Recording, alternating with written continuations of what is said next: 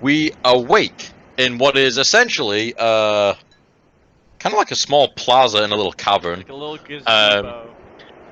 and at the time, there were 4 of us. There were, yes, But we lost 2 along the way. we did. However, Garrett and myself managed to make our way to a kind creature named Alfilda, and she took us in and gave us cover for the night from the giants that prowled the forest.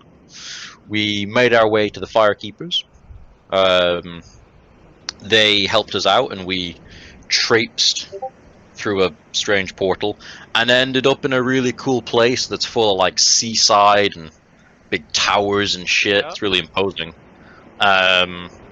Met these 2 enormous town guards who were freakishly huge and basically looked like Poseidon on steroids. What accent did they have? What part of Europe? What part of the UK? What part of England? Oh, they were proper Cockney, weren't they? Yeah. Yeah. Proper fucking Cockney like what, son? Totally. And yeah, we eventually got past them. Yes. And They were went not into very town. intelligent. We were told to go and find a cleric, and we were, without our other 2 companions, about to go and find bedding for the night and find the cleric. Sure, cool. Yeah, so being sort of thrust into this strange world, you're not sure where it is in relation to where you came from. We do have a lot more knowledge on the world you came from now, since we have our map. And you can assume people that you meet might have knowledge on it as well. But you would go ahead and pass a balding human in simple clothing, a simple hide vest, and some dockside patched together clothing, um, who would offer you vegetables and fruits from a far off, well, actually a nearby island, nearby exotic island by the name of No Man's Wharf, and it would be very exotic. Looking, colorful, splotched, sometimes like spiked, rooted vegetables and fruits.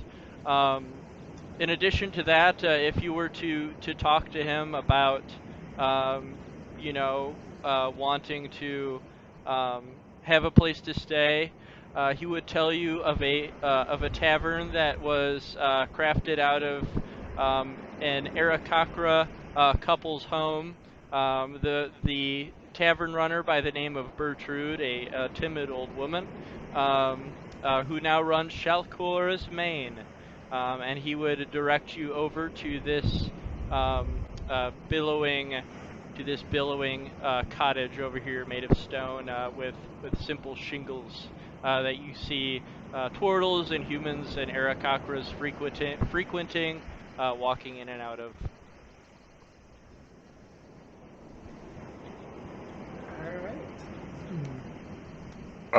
If it's an option, Anything's an I option. will. I'll shit on the floor. No. I will ask him just about the town in general. Like, to just, we're new. Tell us what you can. Like, Yep. is there a Sure. mayor? Like, what's going on? Like, kind of. Sure, of course. So this balding, eccentric, um, older man selling his fruits and vegetables from an exotic island by the name of No Man's Wharf will divulge to you and say, "Oh, no, wanting to know the history of our town, of course I would be willing to divulge that to you. Well, us folk here are the descendants of the founders of this kingdom. We are just making our way the best that we can, and the remnants of the kingdom that was once very proud, run by a very powerful king and queen of distant yore, and we are but a small village. We are here, as I've said, just doing the best that we can, fishing and going out to that no man's wharf, although it is quite dangerous with large creatures of reptilian nature. We are able to make our way in this barren sea. If you were to look in front of you, speaking on the forefathers of yore, this is where we have made a respectful burial to them. As you can see, our queen towers above the graveyard in watch, protecting their spirits. But as I have said, we are meager folk. Very simple, very quiet, keep to ourselves.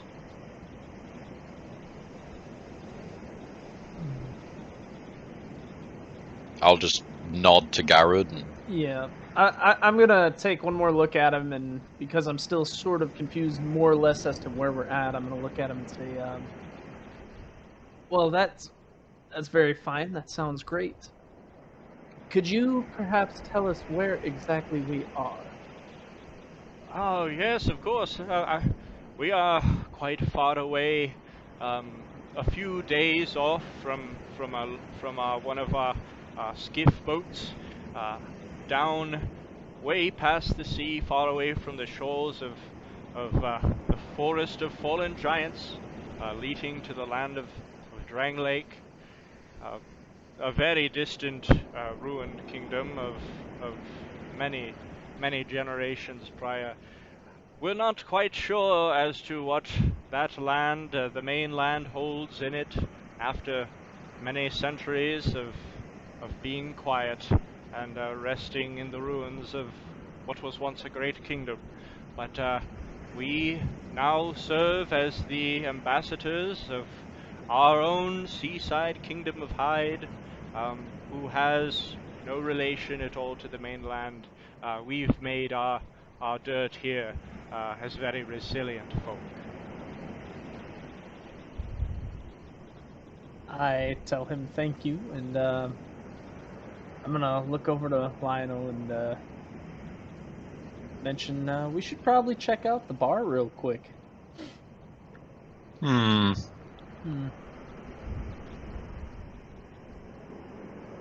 Was that a yes? Or was that a thinking? That's what I was I'm not wondering. sure what that meant. I was eating. I was like, yes. Okay, alright, cool. He would say, well, we are very welcome to have visitors to our leftovers of a kingdom. I'm sure Bertrude in the tavern would be able to set you on your way and fill your stomachs with our fine exotic fish by our great fishermen who are very proud at what they do, and she could offer you very fair prices. You look to be quite out of sorts, so I'm sure it'll be alright. Go ahead, go on. Welcome yourself to the townspeople and stay as long as you like. Thank you. I appreciate it. We'll Thank be you in very much. touch. We might be back here in just a little bit. I say as I kind of grab Lionel and lead him towards the tavern. Okay. I follow. His parting words would be, ah, yes, of course, and may old man McCloy bless you on your journey. So, by any chance, would our characters themselves know anything about Old Man McCloy? That's my god. Oh, good. That's who I follow. That's Is right. there I forgot about that. is there a specific sort of, I don't know, symbol or hand movement that they do for that god, or is like? That's kind of what I was getting at. He wouldn't have done it. He would have just been a welcoming, long, welcome with his arm movement. But I would say it would be like holding two fingers together like a raindrop from between your collarbones going down to your stomach, and then just letting your hand flow outward as you do so. I'll do the old man McCloy thing, just kind of nod at him and smile. Okay. Yes, you are now taught. The deity Old Man McCloy runs a meager market on this seaside village. Awesome. No, All right. I was just acknowledging Charlie's comment. That's what I heard. He said, Yeah. "Oh, you come back now to talk to old man McCoy." That's what Yeah. Very meager Y'all deity. come back now. Yeah. So yeah, if you guys want to go ahead and see what you can find in Yana Tavern, Shalcora's Main. you are welcome to do so. Yep, sure. I'll follow Cody's lead and just kind of take in the view. Okay. Yep, I'm gonna head straight for the tavern as I love drinking music, as is kind of the Roslyn tradition. So I'm gonna head on over to the tavern and see what's going on. Okay. So as you pass by, you look over your shoulder and you do see this quiet, uh, uh, peaceful graveyard with blossoming trees that are mostly bare except for the small blossoming petals that come off of them. Very old gravestones that are crumbling and covered in vines, as well as a large stone mausoleum that is also quite crumbling with vines growing along its walls. And you would see this bronze figure atop an altar, huge, a huge representation of her. She sits atop a war horse. She is covered in like philosopher's robes, these Greek white flowing robes. Her hair is braided down her back, and she carries in one hand a trident and a small shield in the other, sort of in a war cry type of position made of solid marble. So we head on over to Shalko's Main, and I will go ahead and bring us there. Sweet. Okay. We go ahead and have you guys enter the tavern, and let's see if I can get some not super obnoxious tavern ambiance. There we go. Cool. Perfect. Okay. So, you guys enter this small, cramped tavern. You smell or not the bonfire, but the embers of this fireplace, and you see just a couple folk, two humans, one male, one female, covered in hide clothing, just drinking mugs of ale, keeping to themselves. They're very quiet. And you see a elderly Aarakocra female who has a white shawl around her and hide clothing, who is just washing some mugs and tending to this bar stand. It looks as if this tavern is made out of a home, as if it has been just repurposed into a tavern out of just a large cottage. So it's not very big. It's pretty quaint. And immediately as you enter, you see a very shocking sight, very out of place for this town. You see a small goblin who will describe her appearance, as well as a very sophisticated looking human that are sitting at a table next to each other conversing. And go ahead and describe what you guys would look like to Lionel and Garud upon them gazing at you.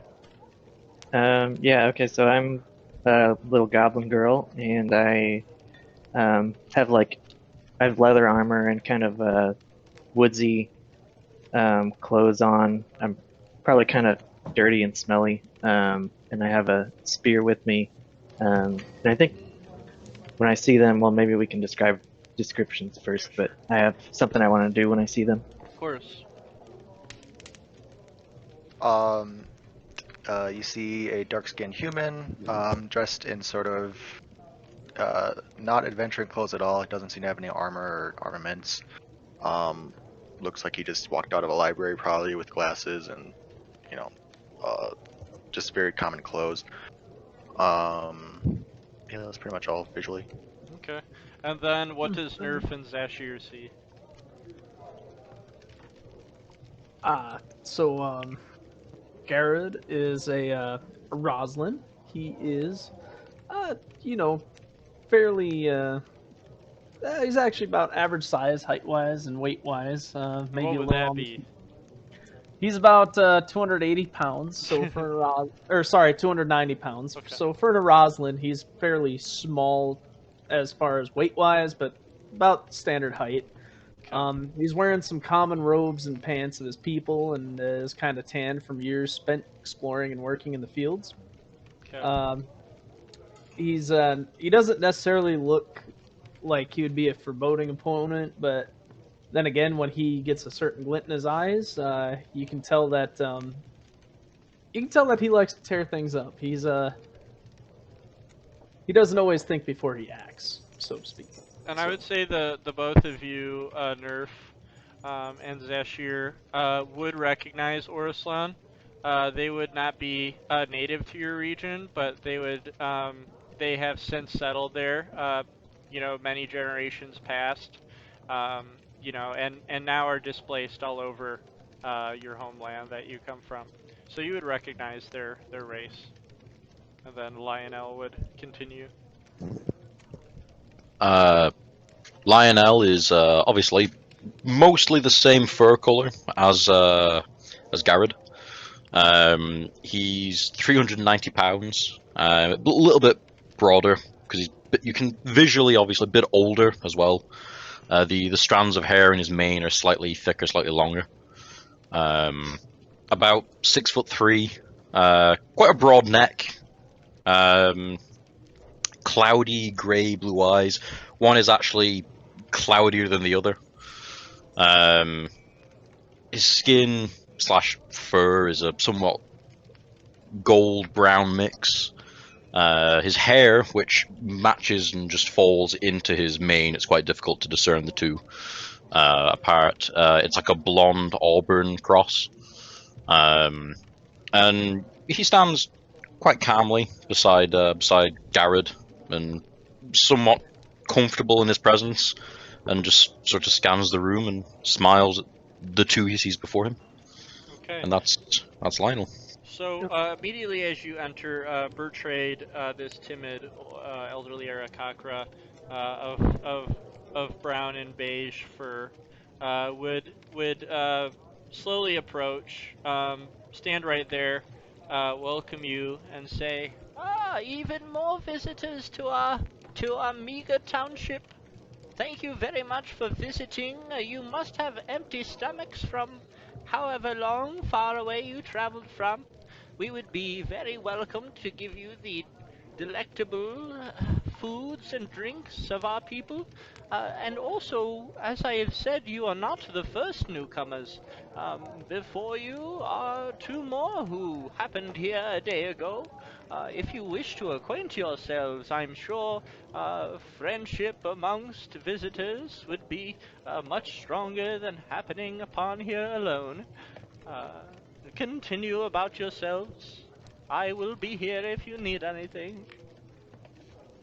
Yeah, when I hear her talking to them, I look over and see them and kind of get excited and jump on my chair and say, "Do you know Quimyar?" I will, quite confused, like look at Garrod, like, what's this shit? I'll kind of look a little confused back to him, but then I'll look back over and not quite sure what that is. But Oh. I'm Garrod and this is Lionel. What is You look that? like Quimyar. I know Quimyar. Oh, it's Quimya. Grimyar. Okay. So it's another species, so to speak. We're a Roslin. I try to explain to him as we kind of approach the table there. Okay. Oh, okay. Nice to meet you. Nice I to will- meet you. I'll kind of look towards Garrod, and he always wants a drink. So I'm going to look towards the table and say, buy you two ale? Milk, please. And yourself, the human. I do not drink, no. Water? Yes, I do drink water. I will turn to Bertrude, and I will say, 2 ales, a milk, and a water, please. And I will begin to look for the money that we should now discuss. Yeah. Alright. So Bertrade would say, "Oh, I would assume you might like something finer and richer to fully give you a good idea of our township and uh, the dining that we claim to. May I offer you a Weatherby's Whirler?" Of course, I'll never turn down a drink. Okay, she Sounds would smile and begin to pour what looks like a thick honey mixed ale. Oh man, Oh, it's a mead. Oh yeah. mm, mead ale mix. God damn. She would describe it as she pour it and says, "Ah, yes, there are many different uh, uh, species of bees on No Man's Wharf. In addition to their exotic plants and wildlife, we travel there every once in a while to make sure we get a good amount of this wonderful beverage. I'm sure you would very much enjoy it. The rest of you, would you like some of these Weatherby's Whirler?" Okay. All right, I will make up a batch, and for you that will be just 2 gold each. Oh, that shit's not expensive. No, sorry, it's not cheap. Fuck. Oh yeah, Should definitely not. should we roll our monies? Yeah, go ahead and roll your gold if you haven't. Oh, I already got mine. I'll just slap down the 8 gold for it and Oh wow, okay, cool. Oh shit, bro. push it to, and She- push it out there for She everyone. would widen her eyes and say, "I think you will make a great addition to this city. You are very kind. Uh, we appreciate kindness wherever we see it, as would old man McCloyf is if he were to gaze down upon you from the heavens." I just kind of nod and say I try my best, thank you, and I just give her the gold. Okay. And she brews up some Weatherby's Whirler and plops it down on the table for the 4 of you. "I'm sorry there are not enough chairs for all of you. We do not usually have so many visitors frequenting the tavern. Um, Apologies." Woohoo, 60 gold. Oh, there you go.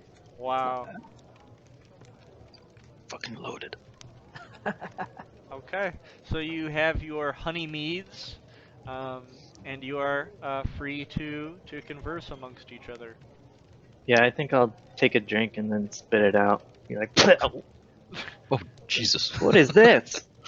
Bertrade would look somewhat confused and a little hurt, and then she would say, "I'll go ahead and clean that up for you later, dear. But please, our townsfolk here are not too keen on such offensive acts toward our culture and our drinks." I look Yeah. ashamed and then drink a little sip and try to hold it down. DM done told you. "Please mind your manners." All right. Would you join them at the table? I will turn to the two and sort of motion to the table. Do you mind? Welcome. Follow suit. You'll have to stand. You can have my chair. Hmm. I couldn't possibly. Do I have a drum? Because if I do, I'll just sit on that. Yeah, you can sit on your drum. It's a Roslin, so I'm guessing it's got like bone on the side of it, and it's pretty Oh, like yeah. pretty well made. Yeah, I'm just gonna sit on my drum. It's a pretty big bass thing, so I'll just put it down and kind of sit on it. And And I'll just say that I prefer to stand anyway, so I'll go to this side of the table there. he has Kinda keeping hives. an eye out for the door. Yep. Has hives. All right, there's your little drum. Sweet. So Okay. so what brings you here? I ask, as I'm kind of sipping along on my mead. I'm not really sure. Yes, she's had amnesia or something, but I walked here. It must have been a long walk. It must have been quite the journey. Why do you say that? Well, I I mean, we don't even remember how we got here, and even when we got where we started off, it was still quite the hike just to get here. We actually wound up coming through a portal of sorts, I say. This place is out in the arse end of nowhere. It's there's nothing around for miles. Are you from these parts? I ask him. Not here, no. He's not from around here. Not at all. Right back the way you came. I will take out my. See if I have it with me. I hope I do. Just looking around. I'll take out my loot and just kind of just play a little bit of a tune. Yeah, play your Just- harmonica lute. yeah, it's a weird loot. It's like a reed pipe on steroids. Oh, cool. And I'm just gonna sit there, and I'm not even playing. I'm just going through like chords and notes, and Okay. just kind of, but quietly. I'm not like drowning out the noise in the tavern. Okay, sure. Would any of you divulge as to where you came from originally, or keep that under wraps? I guess I'll explain since he did ask why it felt like it was such a long walk. I kind of just go over, look at him, and I say, well, we came from the land of Katarina. We're originally from a very small town that got kind of war torn, and somehow along our journeys, we kind of woke up in this little clearing in the forest, and then we had to hike a long way even to get to the portal that brought us here. So that's why it was such a long journey. Where are you from originally? I asked.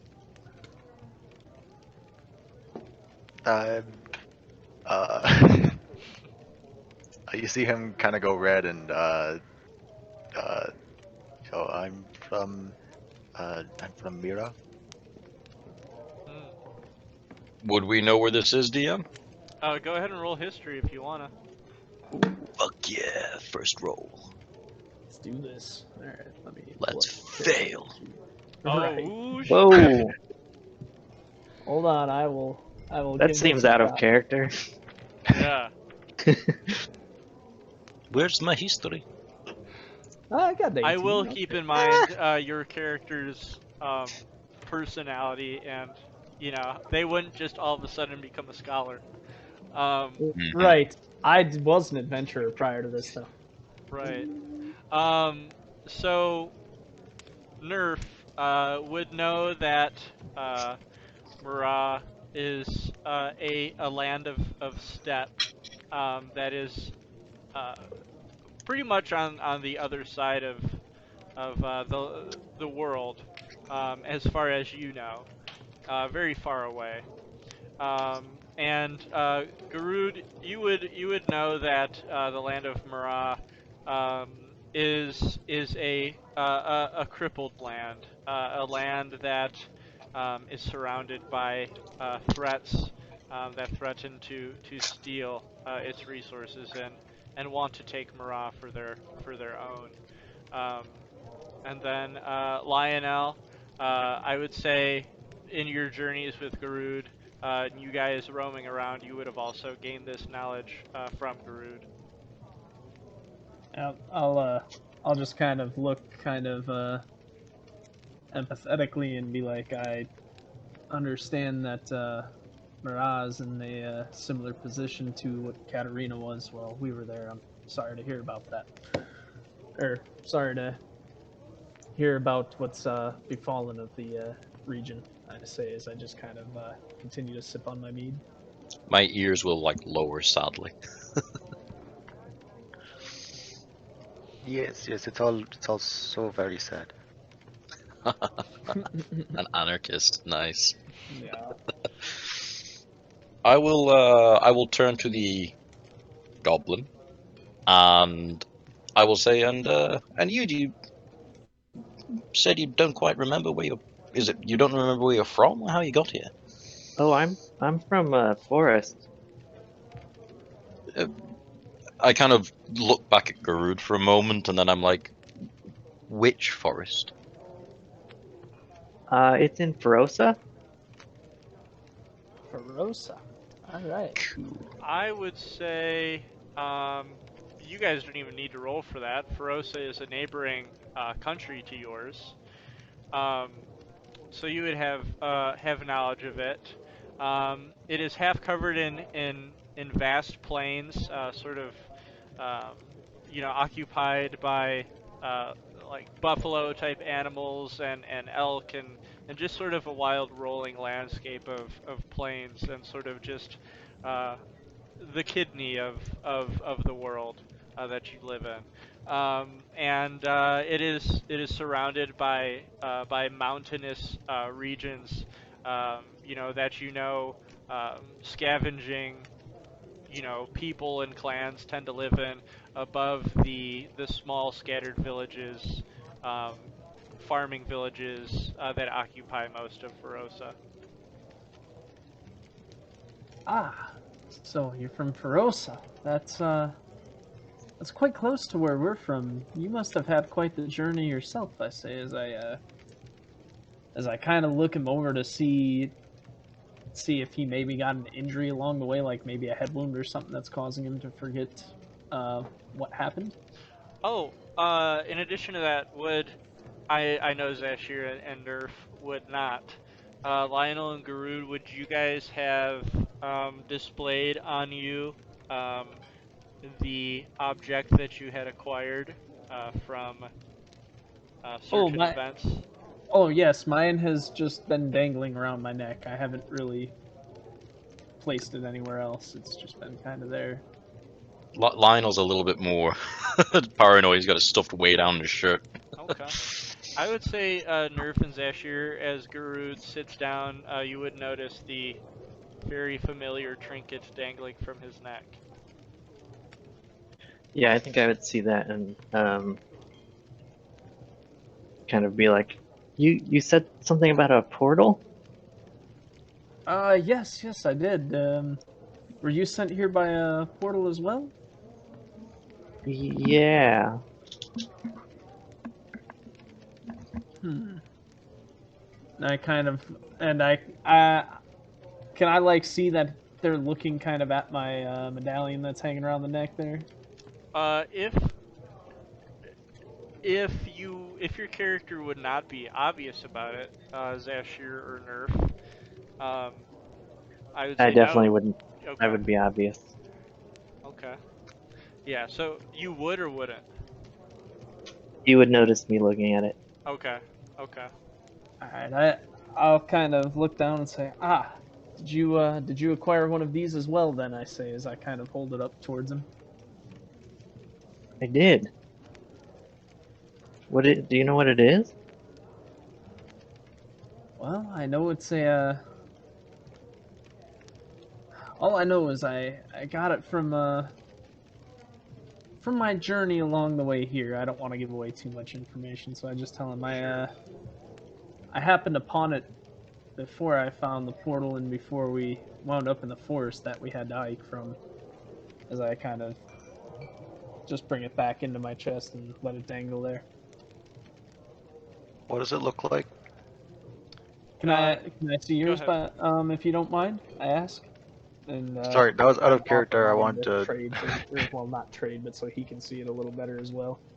You want to do what? Sorry, out of character. I was just asking if you showed it a little bit or no, because I wasn't really paying attention. Like I know Nerf was very obviously looking, but he wasn't really just searching your body or anything. Okay. Sure. I would say you probably wouldn't have brought attention to it, right? Garud wouldn't have brought. He wouldn't be like, "Hey guys, check out my trinket. Isn't it cool?" Yeah. No. But like I said, once I noticed him staring at it, Yeah, that's when Nerf I would have was. been the one who looked at it, Okay. Yep. and that's when Yeah. he brought it out and showed it. But is it the same thing that mine is? Yes. That, okay, so they look the exact same then. They don't have it on them. Like you can't see. Right now you're the only Oh, one with one. right. But he said he acquired one as well. That's why I was. Yeah, I think Yeah. I'd take it out at that point. Okay. And so And like I I'm said, I'll kind of offer mine so he can examine it closer if he wants, but I'm interested to see what his is as well. the goblin's a girl, by the way. Oh, sorry, what It's all hers is good. as It's all well. good. Sorry Yeah. about that. Triggered. If who would you if you offered it? Would you accept it and investigate it if it was offered by Garud? Yeah, sure. Okay. I'm gonna need you to make a let's see. Keep trying to figure out if this is wisdom or charisma. Um, I'll just go ahead and. Would any of you know if a sort of like telepathic is usually charisma, right? Yeah, that tends to be Yeah. like Mhm. it's down Yeah. to like yeah. Yeah, like sorcerer stuff and warlock stuff. Mostly warlock stuff. So yeah, I'm gonna need Nerf to make a charisma roll then. A save or a Charisma check? save, yeah. Oh, jeez. Oh, Uh-oh. Okay. Um, as you hold the trinket, you feel a familiar, sharp searing in the back of your mind, um, and you begin to see flashes of visions. I will obviously not uh, give a bunch or anything away. I'll be as discreet about it as possible. So let me go ahead and double check here. Let's see. Come here, Natty. Um, hmm. I'm getting okay. So you would see visions of a um, a sort of like warlord that atop a intimidating steed in steel sharp armor um, that holds a large obsidian blade, and you would see fire surrounding him in a burning village, and that would be the vision that you would see from holding this trinket as it pains your mind. okay. I'd probably drop it immediately and not really say anything. I would say it's obvious that as soon as Nerf touched this, she began to uh, have this look of searing pain on her face. I'll kind of pick it back up and make sure I've got it around my neck again and just say I'm sorry, I didn't realize it would cause that to happen. As I just kind of put it on and leave it as it is. Do you want to see mine? Sure. Sure, I say as I Fuck yeah! hold my hand out. I love drugs. Okay.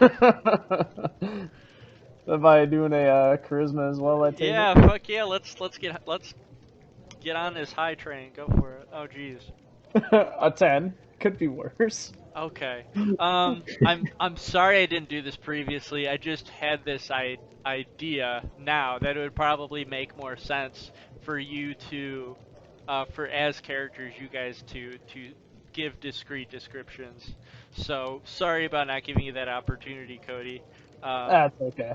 So Nerf, as Garud feels this searing pain in his mind and sees these painful visions, what subtle images would he see? Um, I guess you just see kind of like a flash of magic, and a gravestone and a panther Okay. that is bound. Oh, okay. All right. I quickly set it back down on the table and I just kind of look up and I say that was certainly not what I expected as I kind of slide the medallion back to him and keep my hands to myself from here out. Yeah. If you were to touch these, you would feel this overwhelming like sorrow, and as if that you would borrow another being's guilt upon seeing these visions, and you would have this feeling of guilt that the trinket bearer um, would possess if they were to see these visions. Like you're kind of stepping into each other's shoes a little bit. I gotcha. Yeah, like I said, I would set it down and Okay. just kind Yeah, I of think very solemnly kind of whisper I'm sorry underneath my breath and continue to drink my mead. yeah, I think I'd be pretty quiet for a while. Would Lionel or Zashir have any reactions to seeing this? I'm just every now and again sipping my drink, keeping an eye on Garud and fiddling with the flute, reed pipe, harmonica. A sort of somber understanding. Hmm. Not quite. Is that not correct? Oh no, that's a yes. Okay. Okay. Yeah. Once again, I don't know what the fuck that means. I'm still perfecting that. Okay. Sounds good. Oh, as I hear like every now and again as I hear him tinkering around with it, if I hear the rare sour note, I just look up and look at him. Yeah. Remember, blow, don't suck. As I just continue to drink my mead. Okay. I just lick my lips and then just put the whole thing in my mouth for a second and then just go back to like playing normally. Cool. Would Zashir have a reaction to this? Have any input or anything? He'd probably be like, what just happened? Why Yeah. you... I'm sorry, what? Right. Why am I deep throating my flute? No, I'm not talking about that. I'm talking about the trinkets. I know. Trading their I know. items, Okay. right? Like I'm just looking at him across the table, like tongue in my cheek, poking the flute in my mouth. No, Great. no, no. I'm just chilling out with the flute. Just so I can take my mic off, so I can't hear anyone. Okay, I'm back. Would Zashir have any reaction to the passing of trinkets and the searing pain that you can see across their face? Yeah, that's what he just poses like, what happened? Because they didn't really say anything. They just said, I'm sorry. Sure. Like, I Just drinking the Kool-Aid over I here. don't. I kind of look over and knowing that I saw something that I feel came from her perspective, I'm just gonna say I just don't quite feel like myself right now. I say as I just kind of sit back and not wanting to give away somebody else's story. You know? Sure, of course. So Yeah, I think I'd still be Go pretty ahead. quiet, or maybe like change the subject and be like, "Is there any? Have they offered any food, or do we have food?" yeah, so I would say as the minutes pass by, they sort of bring out like hors d'oeuvres.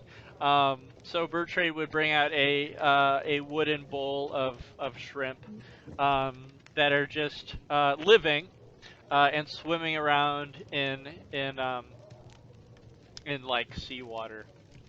Actually, it would be fresh water. They would purify it. So she drops a bowl of swimming, living shrimp that have splotches of like orange and green on them, very exotic looking, swimming around in this real big wooden bowl, and she'd nod at you kindly and go back to the table. I take out my dagger and just get to work eating. I just kind of glance at Garud every now and again, like just a bit of concern, not like suspicious, but a bit of concern, like just making sure he's okay. And I start taking the legs off the shrimp and taking the tails off and setting them aside, the ones that are ready to eat. Okay, cool. Yeah, it's strange that they offer them to you living, but it seems to be a sort of cultural norm here. Yeah, I think I'd just grab it and eat it. Oh, nice. No Constitution rolls. They're very tasty. It seems that they had salted them with herbs and spices, so it's not just like a stale, sea urchin. So it is quite tasty, as if it had been cooked, although it had not. They have some interesting secret recipe, it would seem. But yeah, so I think at this point we would all have an understanding that something very similar has happened to all of us. All of us have come here through strange means, um, and all of us would understand that we possess the same trinket, um, and we are able to, for those of us who did experience and were willing to share it, we're able to see visions relating um, to the other's life upon grasping these trinkets, and also to sort of uh, re recap your memory of coming here, speaking on searching for answers. You were told of that priestess um, named, what did I name her? Named Lycia, that lives in a tall two-story cottage on the far end of the township. But yeah, there's shops to explore as well. Unless you guys, what was it that you guys were wanting to do at this point? Having this understanding amongst each other would be our goals. Organizing some kind of, and I'll turn to Gerd and say this, and just, man, we need to find somewhere to sleep at some point. Yeah. I can trust you to deal with that while I find us some small supplies. I think I could arrange that. I'm going to go talk. Betrayed. Yes, I'm gonna go talk to her and ask.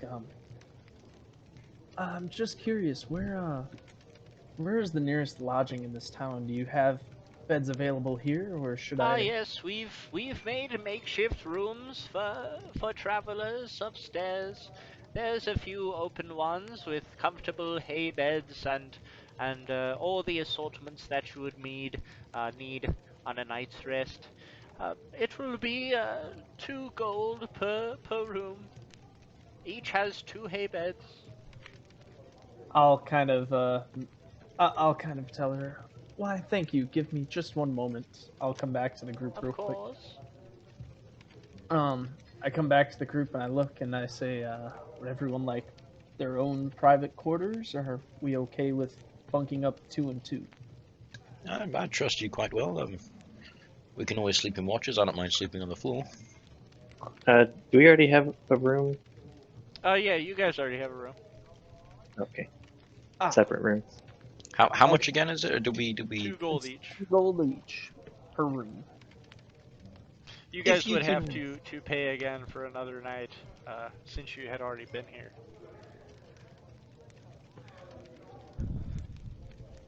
So I just kind of. For Nerf and Zashir, yeah. Yeah. Yep, So those two are sharing. Yep. Okay. Yeah. Yeah, I think I'll just get another day's worth or Okay. night's. Yep, I'll Sounds good. spot Cody from. I'll spot Garud for mine. I'll give him the 2 gold. Okay. All right. And actually, I'll pay him the full amount that I owe him, which is technically 4 gold. And I'm just gonna start more or less like gathering my stuff up, and I'll finish off my drink. What time is it at the moment? I would say that it is getting into the wee evening hours. The sun is setting, the sky is orange. About dinner time. I 6 will or 7. approach the counter where Persuasion is at, and I will just ask her, like, are there any general store shops where I could buy a few amenities, health potions, that kind of thing? Oh yes, of course. Very close by, we have Esther's Elixirs. It is a small shop run out of Esther's College who sells magic and healing potions of mundane rarities. Is it still open? Oh, not at this hour. I believe they close quite early. They are an elderly couple and tend their gardens before evening. You might have to come back in the morning. Of course, of course. I'll just go back down to the table and continue to just. I'll just wait for Gerd. Sure. Yep. I'll pay for the room, and I'll just ask, which room should we put our stuff in? I ask her as I hand her the 2 gold. All the way to the far left. There's only 3. The 4th is for myself. And then the rest of you 2 may take the far right once more, as you did the previous night. Thank you. And But of course. I'm going to I'm gonna just head up real quick, just double check their room out. Sure. See what all is going on in there as far as like what we have other than just the hay beds. Like, is there any? Hay beds covered in wood plank floors, somewhat rotted, covered in dust. You can tell these taverns aren't very this tavern isn't usually occupied. Everybody here has their own home. Every once in a while, you'll have somebody stay in these, but they're pretty empty. There's a wooden table that's got assorted like explorers tools on them. As well as some scrolls of historical or fairy tale type significance here, just so that you can do something while you're doing nothing, and some assorted like unperishable goods that you guys can snack on this wooden table. Okay, perfect. Like I said, I just kind of wanted to check it out, see what all we had in there. Sure. I'll head back down and just kind of join the group. But as I join, I look over and I look at Lionel and I say, "Mood's kind of a bit slow and somber here. You should play us a few tunes." I say as I'm sitting around the table. I break a chair over his head. No. I know you have a song or 2 prepared, Lionel. I have to hear the harmonica, man. I want to hear the harmonica solo. You've written a couple, as far as I understand. I've not got my songbook with me at the moment. Oh, of course you don't. How convenient. I can go grab. I don't know where. Actually, no. I might have here. Is this the one in front of me? This might be my work. I've got 2 paths that are the exact same. Okay. We can wait. This is the one. This is the one with songs. Damn it. Damn it! I found it. Fuck. Why do you exist? You did so well last time. I hate you all. You can do it again. We love you. We support you. I will murder you. You should play that old folk tune you got in the back of the book there, I say. No, I'm just kidding. Just the knife comes out and slowly slides between Gurud's ribs and slowly slides. Gurud's just there in his chair wheezing, like, worth it, totally worth it. Yeah. Gasping my final breaths with a laugh. If you're not willing to, it's okay. I'm just kidding, man. Yeah. I've got something somewhere, but we can. I mean, for the sake of time, We can save it. Go ahead. What were you just gonna say? the festival one that I did for Alfilda. Oh yeah, that was a good one. That was a good one. I like that one. I'll get my little unseen servant out with the cantrip, and I'll just get it like tapping away at the drum, and I'll just play on the flute, and I'll just kind of. Actually, no, that doesn't make sense. I'll get it to play the flute, and I'll do the drums, and I'll sing the festival one, and just kind of. I'll do it twice, and then just go and sit down. Okay, sounds good. So yeah, at this point, it's very late in the evening hours, and we've got a drum for this one too. How appropriate. So at this point, the villagers would have dispersed, say their goodbyes to Bertrade, and you would see they give her the hand signal of Old Man McLeod to one another. As yeah. they leave. And you're now alone in the tavern, free to go to bed as Bertrade wishes you a good night and says, "Now, young ones, make sure you do not stay up too late. You must get your rest." And she will go up to her room to sleep. Yeah, if it's like dark out, then I'll probably head to bed pretty quick too. Okay. Or at least I'll start to get up and kind of look around and be confused why they're not going to bed. because it's nighttime. I'm just gonna be chilling out with my music, and I'm guessing that Garud's just gonna be drinking as much as he possibly can. Sure. I'm kind of yeah, I'm kind of jamming out to the music too in the back of my head, kind of doing the drum solo on the table with my hands, kind of Okay. trying to follow along. There's a drum solo now. And then, Zesh, you guys gonna play frisbee golf afterward? You know? You know Sure. it. We're I gonna don't- vape too, bro. No, I'm just kidding. Cody, or excuse me, Alex, do you know frisbee golf? Do you know what it is? Oh Is yeah. that where his- frisbee is that- golf, is- yeah. Is that where his balls go in my mouth and I go upside down and start doing cartwheels? No, it's like a super hipster sport, where a bunch of dudes that like usually hang out in drum circles and smoke weed at night will like go play frisbee golf in the middle of the day, and it's super like pretentious. It's pretty great. That's they're Oh, yeah. actually the race of people that my father slaughtered in Katarina when there was the insurrection and all that Right. stuff. Yeah, the race of frisbee All the- golfers. The hipsters and vegans were slaughtered Yeah. The that day. hipsters, the vegans, and the vapors out there all at one Oh time. fuck yeah, that's okay. I do not condone this. They're good people. Lies. It's all lies. But yeah, so you guys rest for the night. Lionel and Garud are sipping away on their mead as Lionel plays tunes with his dulcet tones and his beautiful lute as Nerf and Zashir go to sleep. Are you two asleep, or is anybody like staying awake besides Lionel and Garud? We're not staying up the whole night. We are going to go to Okay. bed eventually. Oh, yeah. I don't want that exhaustion point. So how, Yeah, how same. late? Yeah, how late were you planning on staying up then? What time is it at the moment? Is it like I'd 8 say o'clock, it's 6 like o'clock? 9. All right, like another like 2 hours, 3 hours. Like not drinking Yeah. too heavily, just Okay. pacing ourselves. Exactly, just sipping our mead, practicing some songs. Okay, the fireplace continues to flicker. Doing backflips and stuff. Yeah, of course.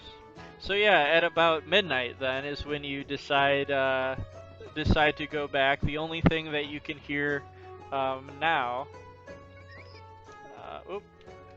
Is a goblin and a human clapping cheeks hard. Shut up. Okay. Let's see. Get out of my ass! What are you doing in there? fucking me, buddy! So, Jeez. at this point, the town is completely quiet. Nobody is awake. All we hear is the sound of the sea crashing against the township stone walls, mossy stone walls. And you guys all go to bed. No one here is an elf, so sucks. You guys are gonna have to have a full night's sleep.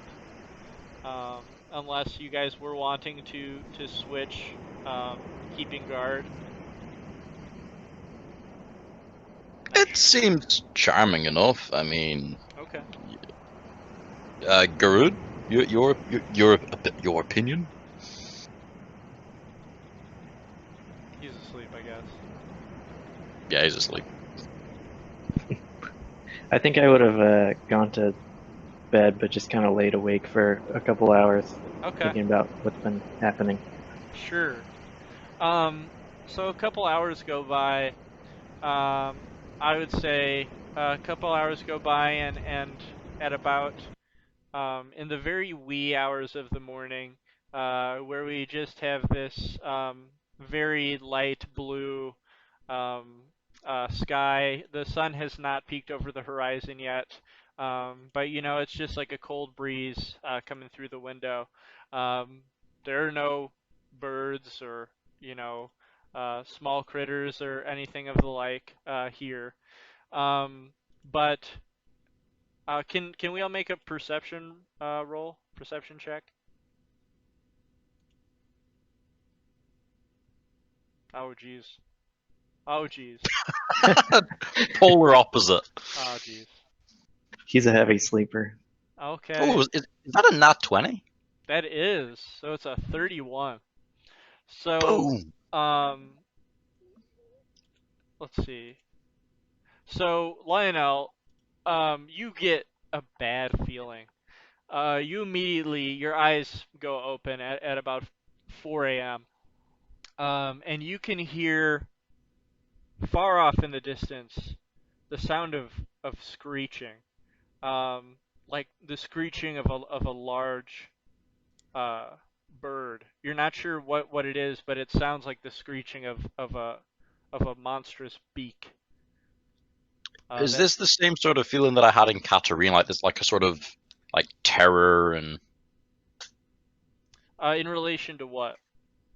just like the insurrection, the combat, the screaming, the people. Is it like a very sort of like fight or flight thing? No one is.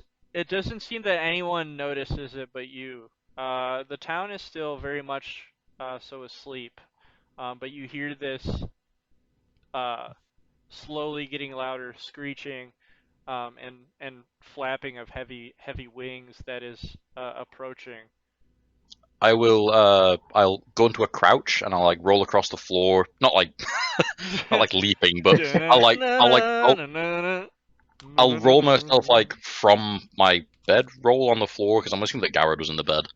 I'm just gonna roll my way over and like draw my sword and like pat Garrett awake, staying away from his arm because he like lashes out when he wakes up. Okay. Just gonna like rock him a little bit and be like, Garrett, two arms, Garrett, wake up. Do I need to roll to wake up or no? No, you definitely you can wake up of your own volition. Okay. And Say then I would what also if I say try to roll over? in the other room, Nerf would, at this point, as it gets closer, he wouldn't hear it right away like Lionel would, but Nerf would then start to hear this screeching of a monstrous bird. We're not sure what it is, and the flapping of heavy wings that is starting to head toward the township. And at this point, as it gets closer, we can start hearing the murmuring of townsfolk below that are coming out of their houses and peeking to see what the ruckus is. Yeah, I'm just gonna kind of groggily roll over and what's happening as I just kind of look at Lionel. I'll blow a bit of air into his ear. Just like, open your damn ears. Listen, can you hear that? I do that little thing cats do and curl my head into my neck like, what? And then I'll kind of poke my head up to see if I can hear what he's talking about. At this point, everyone except Zashir, who's fast asleep, is able to hear now the cries of panicked villagers below. Let's see. Oh yeah, I think I'd probably run to see what's going on.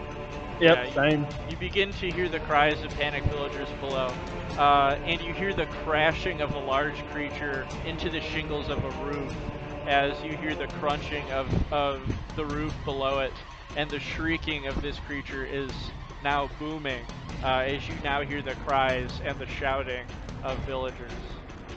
I'll help Garrett to his feet, like clasping forearm you style. don't even have to. I'm gonna jump out of bed and I'm gonna have both my hand axes ready to go, and I'm just gonna be like, "Where is it?"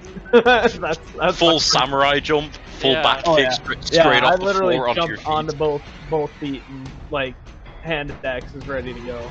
I'll clap him on the shoulder and turn, and I'm already leaving the room, like my drum already on my hip, like running over to the other door and like not banging on it, but like knocking on it and like leaning against it. Are you in there? What would Nerf do? As soon as I... yeah, just a second. Okay, as Zashir is still sleeping. Yeah, as soon as I heard it, I would probably grab my spear and start running towards the exit. So I don't know if I'd see them on the way or would you go if to wake I'd up only your come out buddy? when they not. Would I have seen the what are they? Araslin? You would have heard him knocking at the door. Yeah, I guess we can wake up. I the other guess. We're in the same room? Yeah. Aren't you in the same room? guy. I thought we were in separate rooms. Oh, I you assumed guys we were were in separate, yeah. separate rooms, and that's really cool. I thought you were in the same room. My bad. So I would say Garud, and if this is what you guys would do, Garud and Lionel would both separately go to the other doors to try to wake up your new new friends. I'll just run to the closest one, like Okay. whichever's the closest. I would say the closest one would be Zashir, and you would be able to wake him up from his deep sleep, as you now can hear the cries of the villagers and the screeching of this large creature below you. Does he open the door? Is there anything from the inside? I don't know. Does I'll he open just- the door? If you wake me up, yeah, I'll open the door. Alright, yeah, I'm just like, not like really loudly, but like loud enough for you to like to wake him up, but not like bang, bang, bang. And then what would happen upon waking up? What would your reaction be hearing this commotion and these terrified cries of villagers? It takes him a second, because there was a 1, but, can you start panicking, hear the knock on the door, kind of rush there and goes, what is it, we have to run, what? There's something attacking the people. We have to go now. Get your friend. I'm assuming I ran to the opposite door to go grab Nerf. Yeah. Nerf Yep. leaving his room as since he was awake as well. Yeah, I mean, I would probably be heading pretty quickly towards the exit. Okay, I would imagine. Are we running into each other in the hallway then? Yeah, I'd say you guys all come out at the same time and see each other. All right. I just look at them. I say, "Lights on," and I start running down the stairs to go outside. Would I go any of you want to try to figure out if you can decipher what kind of creature this is? Sure. What Nah, why check is not? it? Yeah, what That check would be what check would you make? probably survival to see if I've heard this noise somewhere before. I was gonna say, yeah, like just natural Okay. instinct kind of thing. Yeah, I think that would be nature actually. Or nature. Alright. Yeah, sorry, I forgot Yeah, there's it's nature. it's on good. that. It's good. I just didn't want to force you into that. Oh, nat 20. Shit. Oh, damn, the beast within. Okay. Let me give you a great description here. Where is it? There we go. Okay. So, you are able to sense that this screech, Garud right away. The rest of you would know that it's a bird. It's some sort of large bird creature. But Garud would know that this is a griffin. That is attacking Yeah. the village. I'm just gonna look back at them. Do you boys know what that is? Because I sure do. Basically. And then I'm gonna be like, it's time to hunt a griffin as I like get even more excited as I'm running down the stairs. I'll smile, kind of like he's an excited kid, like memories. Oh. Running straight for him, like here we go again. Okay, so would all of you then follow one another out of the tavern, heading towards the noise? I'm right on Garud's tails, like I'm right on him. Okay.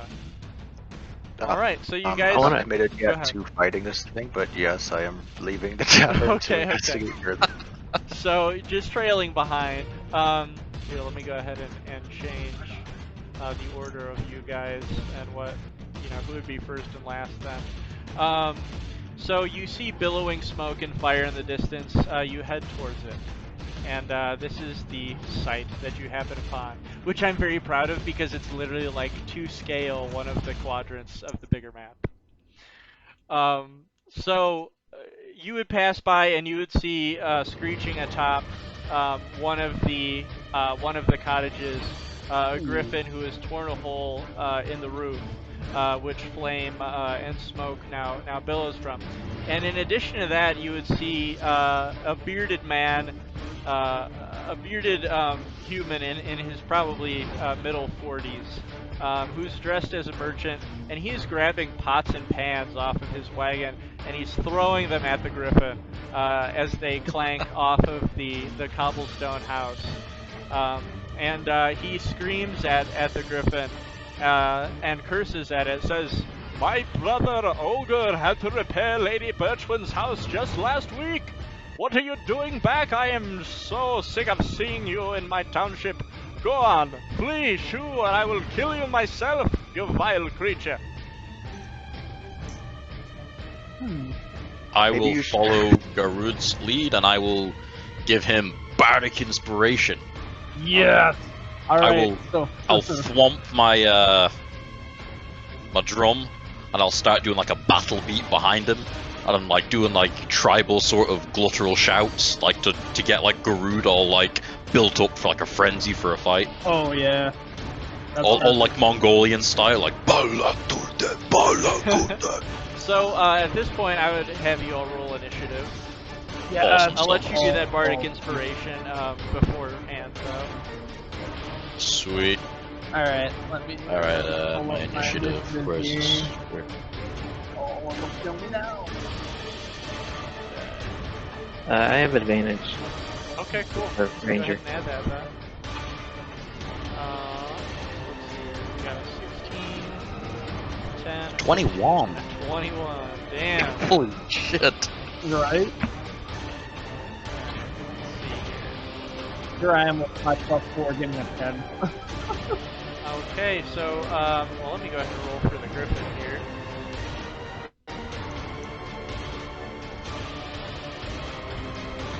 Get a 3. Oof.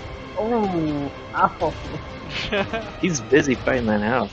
Yeah, he's really tearing it apart, eating away Wait, the is that- shingles. Is that a nat 1? Yeah, that was a nat 1. Woo! At least he got it out of the way now instead of during combat.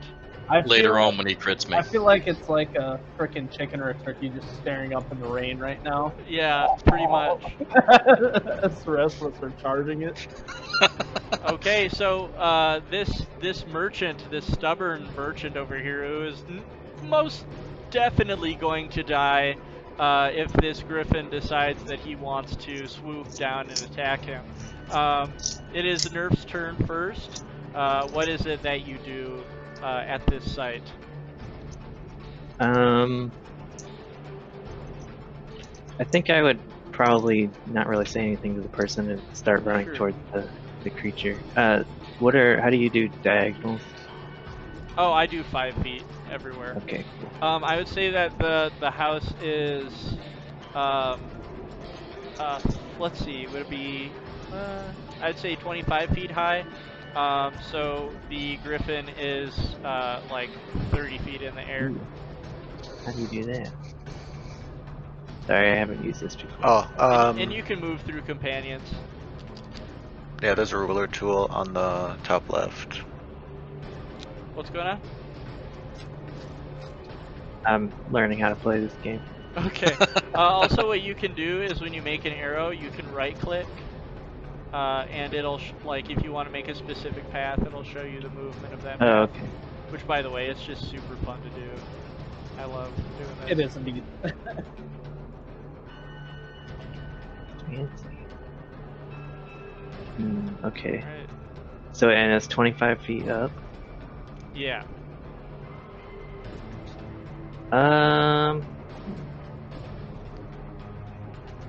Is this able? Am I able to go through this area? Yeah, that's a like a blanketed little area just held up by wooden poles, so you can go. I would actually say that it's got like wooden carts underneath it, so that's actually going to be an obstacle. But you can definitely oh shoot, you can definitely like do this if you want. You can definitely go behind it.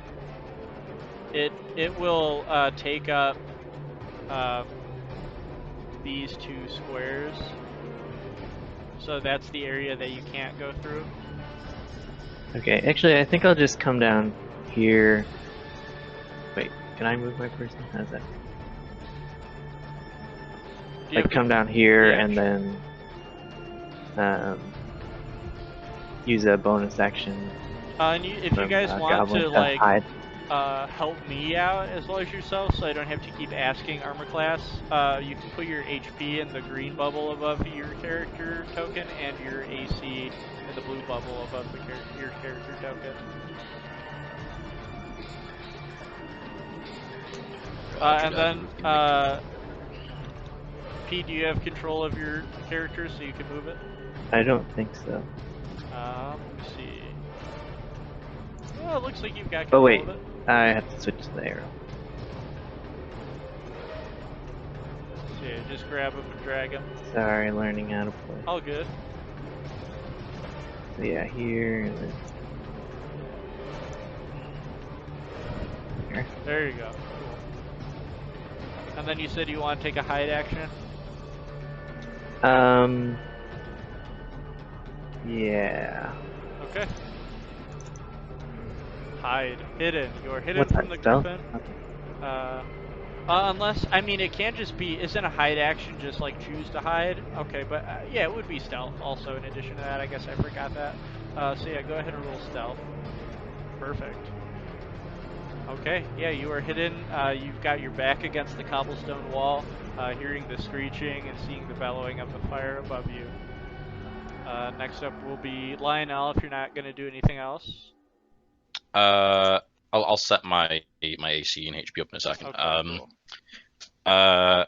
So I am. Let's see. 1, 2, 3, 4, 5. Oh, I'm. Yeah, I could just reach it. But what I'm gonna do is, using my Bard Big Brain, which isn't a thing. I am going to. I mean, we haven't really attacked it yet, but I'm stupid. And I don't know, Garrett's in the mood. I will use Vicious Mockery.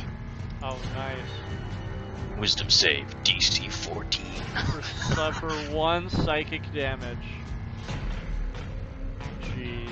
Alright, let's see if you can make this save. Oh no. You have mocked the Griffin viciously as he looks slightly uncomfortable, dealing a single psychic damage to him. And it's got disadvantage on its next attack roll. Oh, cool. It wasn't just for like, ha, you're stupid. Yeah, right. Feathers are small. Okay, awesome. Yeah, that'll help out a lot. Anything else? Are you gonna move, or are you gonna stay right there? I am gonna. Where the fuck did Garrett go? There he is. All right. I was like, where the fuck? Yeah. I am going to. Every object here is you can get half cover from. All right. Is it movement to get over this? To get over the like here? Is it movement Yeah, it's to an go over additional the 5 feet, so it'll be like, you know, if you go over it, 5 to move there, 5 to get over, so it'll take 10 feet of movement to get over the fence. Yeah, all right. I'll get over the. Actually, no. That could be a very bad idea. Is this cover here? Yes. All right. I'll take cover here, and I'll just keep banging my war drum, and I'm still going. It's just like I'm just like banging away, just letting the main flop around and playing. Okay, so Zashir's turn. First off, how do you do HP? Do we roll for it? Do you want us? Oh yeah, it's max for first level, and then you roll your hit points for every level after that. Okay. I don't know if we did. Get 6. Cool. And then I want to go over to this dude, and can I be like, Get the fuck venture off outta throwing here. fish that you love so much? Come on, let's go. Okay, I'm gonna need you to make a persuasion roll because he's an angry, stubborn man, and he's got no intention of getting out of here. He wants to defend his home. Love it. Okay. One of the things I'm good at. So he would look to you with gritted teeth and say, "You get out of here yourself if you feel the need to, but I'm gonna defend my home." And he continues throwing pots and pans at the Griffin. Was that my action? I'm okay with that not being your action. That can be free action. Okay.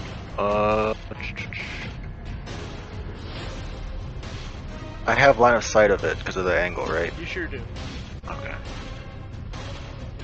And to not complicate things, we're not gonna keep in mind like, well, actually it is 30 feet above you, so it would be 30 feet to target it. Yeah, I'm just 25 gonna feet above you. take like a dagger out and Ooh, I would say it is obscured by the fire. yeah. so that would be disadvantage to hit. Yeah. No, I wasn't. I'm Okay. too far away, anyways. I was just gonna try and be armed and then hide somewhere. Okay. But I've only got 10 more feet. Fire right there. Is this a thing? Did Yeah, you you say? can hide behind this. Okay. So yeah, I'll just go into this pavilion or whatever. Cool. Alright. And so now you've got, I'd say, full cover. And then next up's gonna be Guru.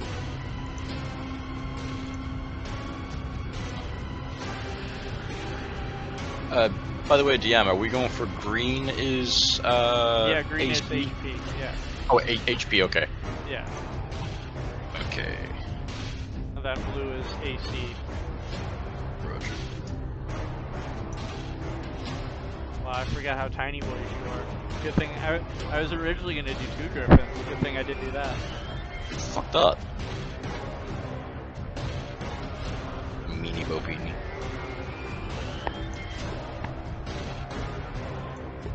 Alright, what is Garud do? Garud! Oh, you're muted for some reason. Oh shoot, sorry. Yeah, my bad. Have you So- been talking and we haven't been paying attention Yeah. to you? Yeah. So I moved kind of to the side so the fire's not obstructing my view of this Griffin. Sure. And I'm gonna yell back to the angry townsdude who's throwing pots and pans and yell, "You should have thrown one of these!" And I throw a hand axe at it. Okay. Fuck yeah. All right, wow. let's roll them Why is it bones. See what I looping get. the queue. Now we're having fireplace sounds. No, thank you. Oh yeah. hand Okay, axe. just one second. Play. What the hell? Play combat music, and then loop. Okay. There we go. Okay, go ahead. Oh, first one's not hitting. Okay, so the hand axe just careens into the shingles and falls down to the floor. All You right, got I'm gonna Bardic throw my Inspiration. second one. I'm gonna try again. Well, with the Bardic Inspiration, it's not gonna matter on that one. I don't think those are pretty low. I don't. If you want to try. Oh, yeah. I'm gonna try throwing my second one. Okay, sounds good. Oh Nat my 20. god. Yes. Oh. Okay. Here. Let me Beautiful. see here. All right. So you toss it at the Griffin, and it just slices through its throat as blood begins to pour, and it screeches in pain. Let's see our damage. All right. Fuck And it up, then it's, fuck it up, fuck it for up. full damage. Let's see here. 8 plus 9 is holy shit, 17 damage.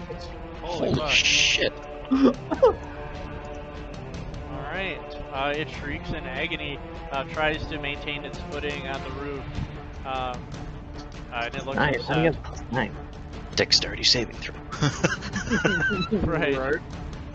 And then, is that it? Is that all I you're guess gonna did do? my first hand axe kind of land near my feet or no? 5 feet away. I guess I'll use. Well, I already used my movement, so Yeah. yeah, never mind. Would it be within distance for me to just pick it up or no? Nah, you If gotta not, run go over there. Okay, yeah, no worries. Then I'm done. Okay. Next up will be the Griffin, who is going to flap its heavy wings, and it is going to fly above your heads, and oh, he's behind you guys. And his shadow will go over you as he smashes down to the floor, and rubble and dirt flies in your face as he screeches and makes 2 attacks. He's going to attack Garud with his beak as well as his claws. Oh shit! All right. Will he have disadvantage to just the first attack? Let me take a look. 'Cause See. it says the next attack. Uh, I would assume it'd just be 1. it must succeed on a Wisdom saving throw, and have disadvantage on the next attack roll it makes before the end of its turn. Okay. Okay, yeah, it so would it'd be be the the next first one. So one. the first one. Yep. Okay. Yes. Wow. Gay. Okay, so It scrapes its beak against the cobblestone floor, chipping its beak a little bit and taking some damage. Ooh. So it's going to Yeah. take 1 piercing damage from that. And then it's going to ruffle its neck a little bit from being injured, and it's going to come at you slashing with its claws. Alright. Yeah, it didn't hit! 14. Alright. You are able to just barely dodge out of the way as the claws graze your torso, long and sharp. And then next up will be Nerf again.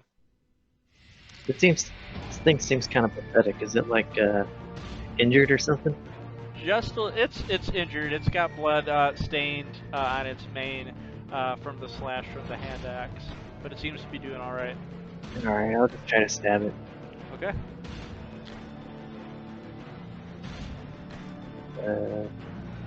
Oh my goodness. Okay. Oh, no. You go to stab it, and it reacts. It looks to you beginning to lunge, and as you go to lunge, it grasps the spear in its beak and begins writhing back and forth with it. And the Griffin and you are now grappled by the Griffin as long as you're holding on to your spear. And you're going to have to, with your next action, make a strength roll to get the spear back out of its beak, unless you were to let go of it.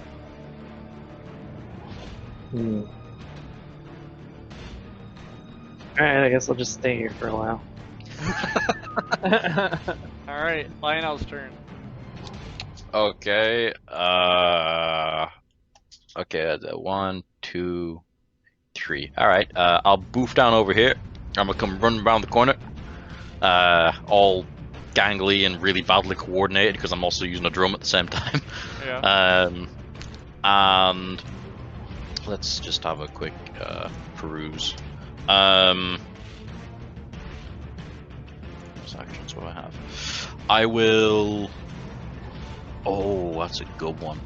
I will throw another bardic inspiration at Garud. Oh no, who needs it more? Garud already has one, he hasn't used it yet. So I'll throw it at Nerf this time. So Nerf's got bardic inspiration as my bonus action, and then as my action in combat, I will pull out my longsword. Okay. And I will grip it in 2 hands and just do an overhead strike, like just down into its beak where it's hold of the staff. Oh, nice. That's awesome. If Nice. you hit, I'd say you'd be able to dislodge the spear from its beak. Roger. Alright, let's go for a... So I just click on the longsword, yeah? Yep. 1d10 plus 3. Okay. That's 16? Alright, Alright. and then You're able how do to I get the slash onto damage? its Nice. beak. And I would say if the damage isn't shown on your sword, then you just roll manually with the advanced dice roller. Alright, 1d10 plus 3. Oh, I was gonna say you can also hit the longsword thing underneath there, man. That'll roll you All down right, for well. you. Okay, so you slash into its beak, chipping it a bit, and the Griffin shrieks and lets go of the spear. Yay. I'll just stand before it, defiantly staring into its eyes. Okay, and it's now Zashu's turn. What do the wings mean? Where's the what? No, is that like a wings or halo or That's something? grappled, I think. Oh no, the wing is what Bardic is that? Inspiration. Grapple Oh, Oh, I is know, the we got net. the inspiration. Oh, that's right. Okay. Just any sort of buff, that's the symbol for it. I'm gonna try and drag this dude throwing pots and pans. Okay. If he's not gonna listen to me. Yeah. He's gonna resist. I mean, you could try another persuasion roll, but he's gonna resist, so you'd have to roll strength to pull him away. Attention to get up there in front of everyone else. So I'm gonna be like, look, there's already 3 of them there. Just let's go hide. Come on. Okay, go ahead and do some persuasion then. Come on, Okay. but oh, Ooh, there Alright, you go. so the man, a bit exhausted and out of breath, goes, "Alright, it seems that you and your companions have this under control. I'll go hide. Only for the time being. I'll be back though." And Come he back will go tomorrow. ahead and run into the nearest home as a young maiden opens the door and rushes him through. Cool. And that it will be a free action. I'm okay with that. Since these people are in the way, am I gonna get disadvantage to throw a dagger at the Griffin? No, it's large. Then we'll just try and throw a dagger at the Griffin. Okay, you are able to slash into its flesh. So Okay. yeah, just kind of peek out, chuck the dagger, and then go back to the go back to the tent. Okay. It shrieks in pain once more, and you are in cover. Okay, and next up will be Garud. Alright, so, seeing as I am literally right next to it again, this time, I'm just gonna pull up my Morning Star, and, oh yeah. I'm going to wind up and basically do like anybody would do with a softball bat and swing as hard as I can upward into its chest. Oh, Fucking damn. Bash this thing right in the chest. Where's my Morning Star? Alright. Big money, big money, big money. Oh, boy. Not quite. Okay. Round 2. Alright, you miss. It goes right below its torso.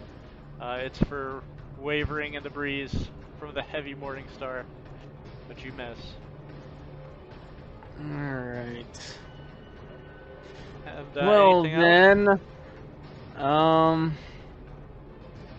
it's one of my proficiencies. I get an unarmed strike. Yeah, punch It's it. not gonna.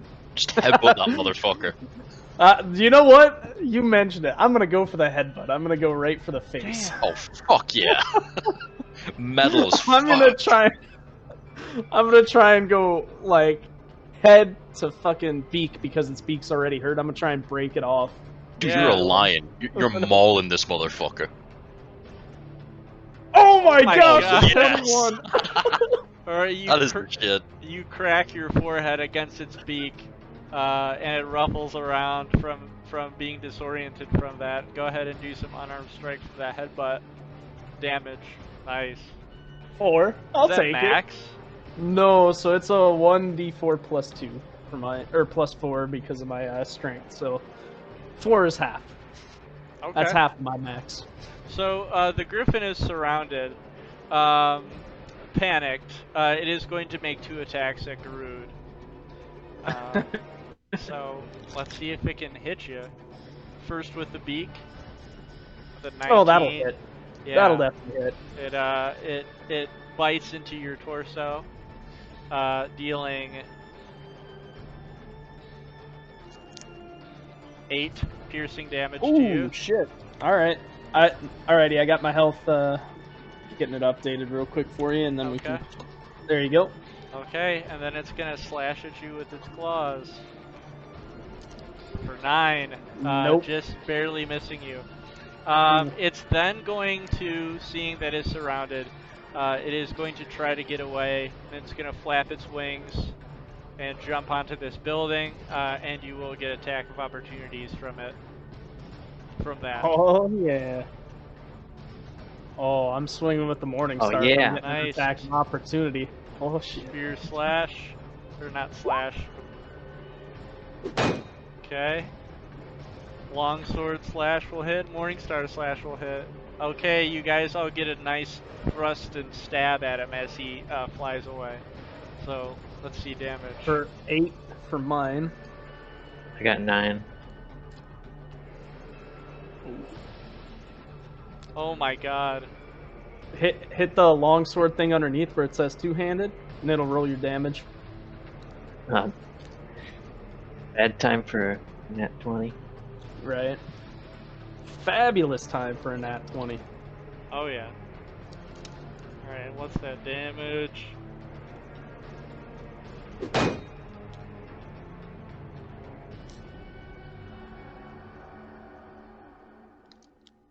Oh, sorry, my mic was off. My bad. Oh, you're Oh, good. you're good. What am I clicking for damage? So when you in the actual chat itself now, if you click where it says longsword two-handed underneath All where right. your nat 25 is, you click that. There you go. So that's 16. Whew! Oh god. Stabby. 16 wow. and 17 is 33 damage total. I'm gonna like Geralt of Rivia style, just kind of try to do like a raising uppercut as it tries to fly away from like Nice. kind of breast up to shoulder. Oh man. So you cut through its belly as it flies up, splaying out some of its guts as it lets out a final shriek, careening into to the home that is attempted to fly into, and just makes a big impact crater into the home, halfway hanging out of it as it explodes through the wood.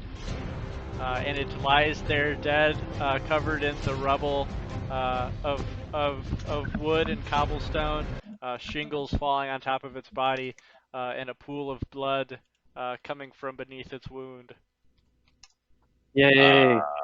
I will clap Garud on the shoulder, Right. and I will I'll like high five kind of thing, and I'm I'll gonna give walk up to it and just like almost like ritually, but just like two-handed grip the blade pointing down and like into like the base of the skull to kind of like execution style thing. Nice. Just And make I'll- sure it's done. Just make Yeah, sure and- it's super dead. And no one in particular, because I'm all about style. No one in particular, and I can creatures of my choice. So my buddies are all okay. I'm just gonna like daunting roar as I like drive it down into it, just like Nice. roar into the fucking air. Oh, awesome. So you guys absolutely obliterated this Griffin, who was not able to really do very much being surrounded. You can assume that it usually, any Griffin that comes here is usually not met with resistance. There doesn't seem to be very many warriors here besides those Jade Knights, who are very slow and lumbering. And at this point, you can hear the lumbering of their chainmail and jade armor. One of them, at least. And let's see. Okay.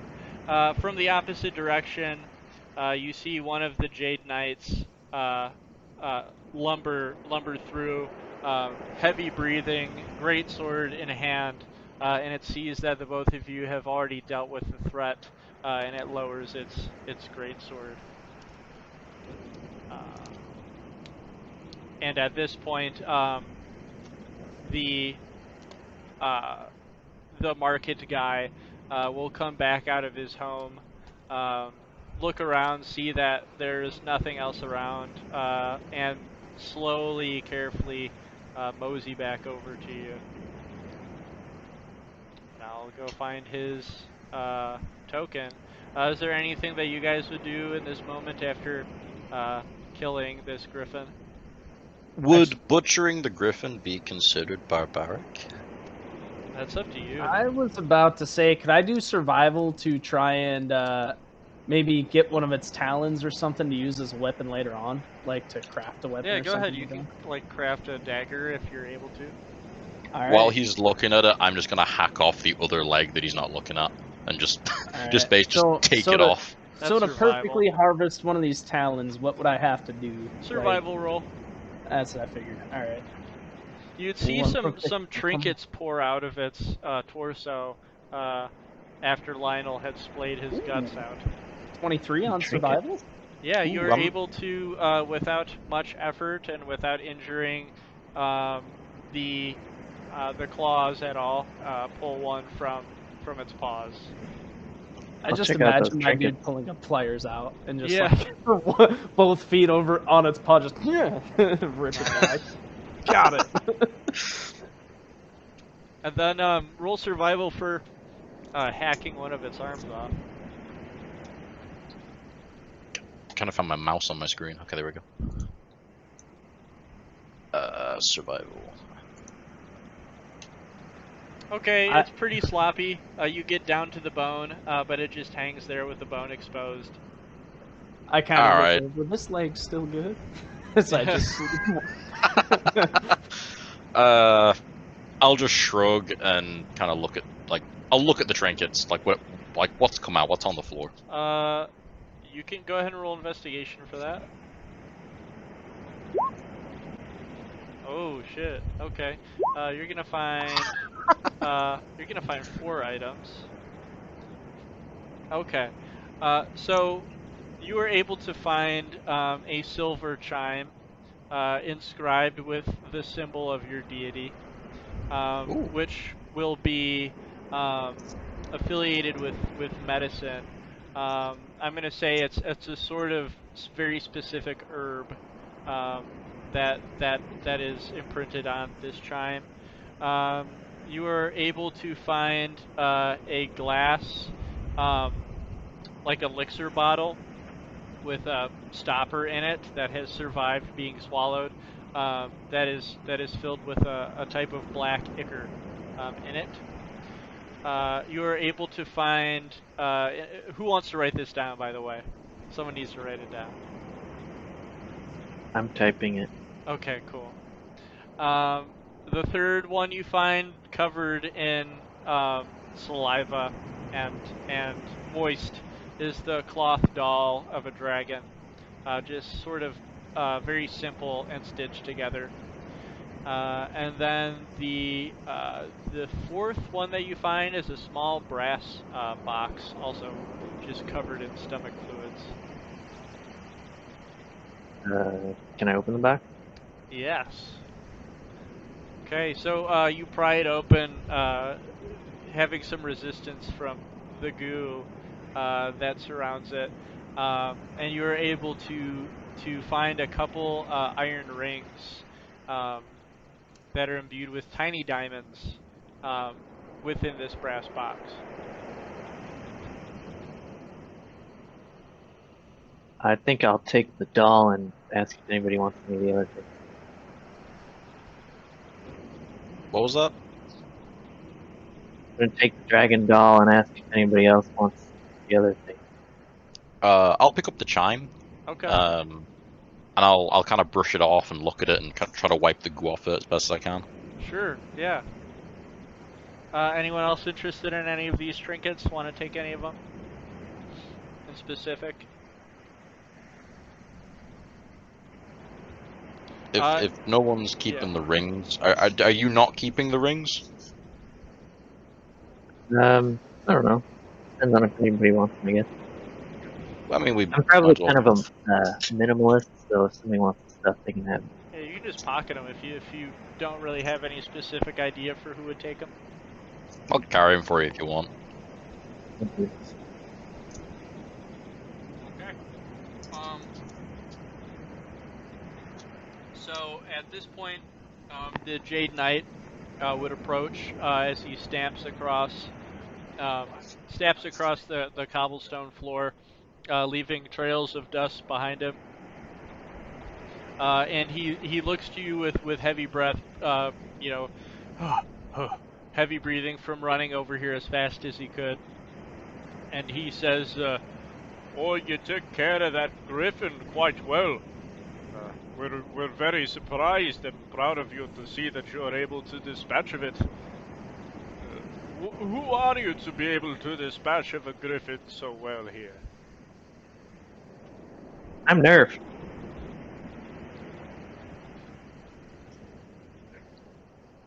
Anyone else? I will bow, and not like a deep bow, but just like a courtesy, and Lionel, at your service. And then I'll motion to Garud. Okay. Would Garud say anything? Or are you muted again? Yeah, you're muted again. Sorry, man. I'm trying to eat while You're I'm on good. here. You're good. Don't I worry about it. I'm gonna kind of do my best Captain Morgan pose, leg nice. up, and I'm Garrett. I say as I kind of stare up. And this one hiding here. What are you doing here? You don't look like you. Well, at least you survived. Who are you? I'm just passing through. Oh, I see. Well, if you're just passing through, I best let you know who can help you the most here. We don't get many visitors, but we are very thankful that you're able to dispatch of this Griffin. Lately, we've had many of them attacking our village, as the land that they come from is running out of food for them, and seeing that we catch many fish, they've come here to take our resources. We've been able to dispatch of them quite well, but it is nice to see that visitors are willing to help in addition. You might want to see Lycia. She is an old priestess here who might reward you in kind. She is an ancestor of the Queen, and holds many prized possessions of our religion. Go ahead and meet her, and she may reward you for what you've done here. Great, is she awake now? Of course, she's always awake. I don't know if she ever sleeps. If you- I'll Go I'll ahead. nod and I'll just nod to acknowledge what he said, and just kind of I'll look at Garrod and kind of like we've met these guys before, Right. so right. It is I'll a different just- one heading from the opposite direction of the town. Oh, okay. I'll let him know that we met his counterparts from the other gate. Yep. And I'll just basically tell him what happened. Just like he'll get the gist of like how it all came to be, and I'll just fill him in.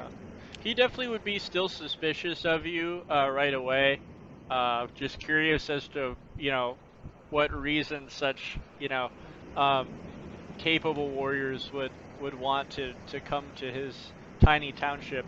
But gaining your trust, he would say, "Well, you made a right fool out of all of us, Jade Knights. We are a bit embarrassed we were not able to get here in time."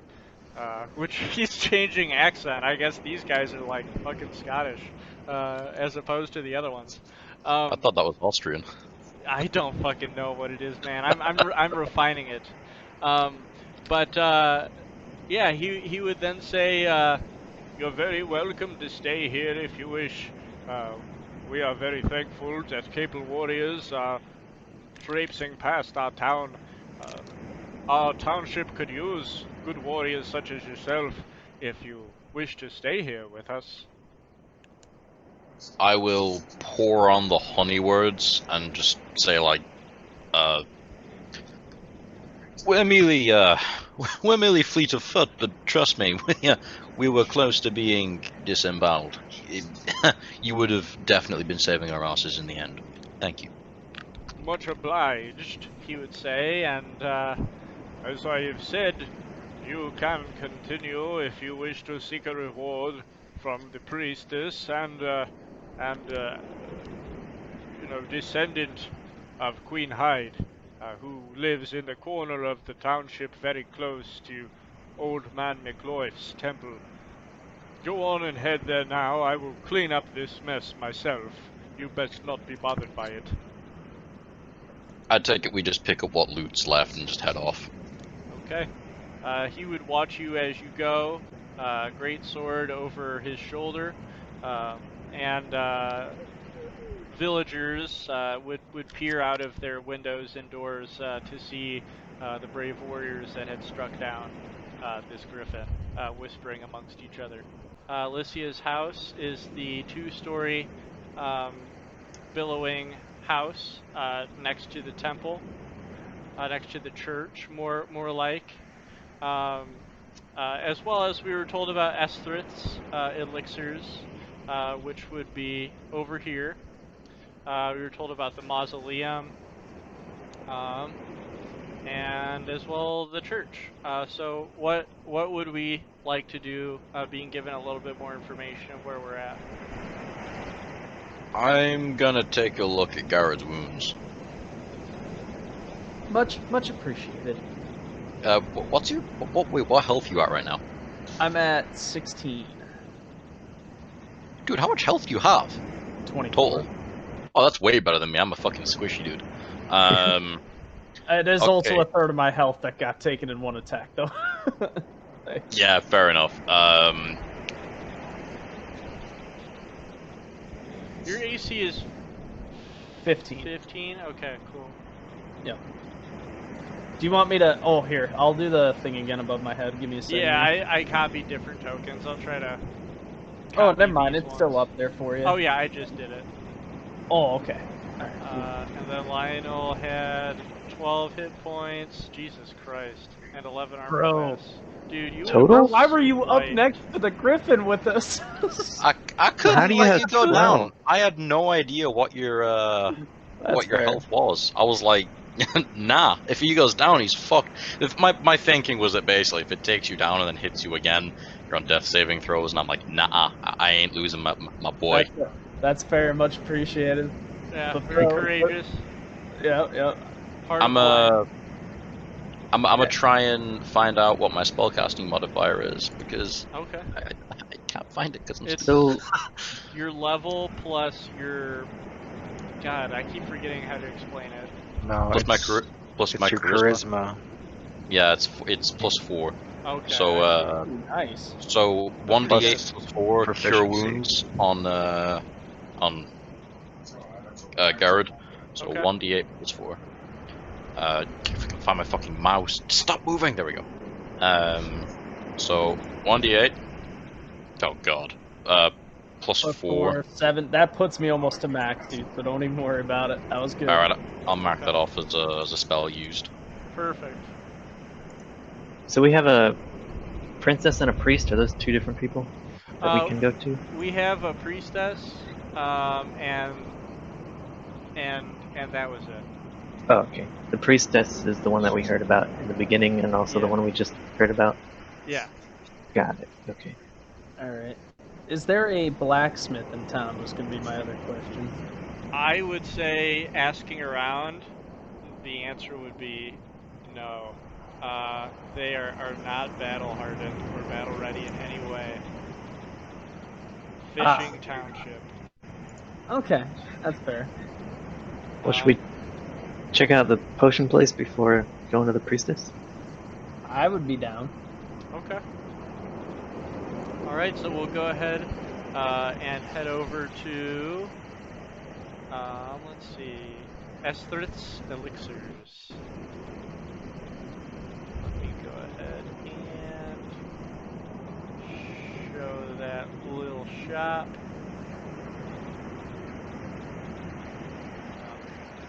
Let's reveal that. Perfect.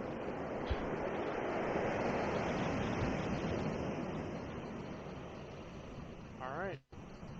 And I'll go ahead and copy paste you guys again.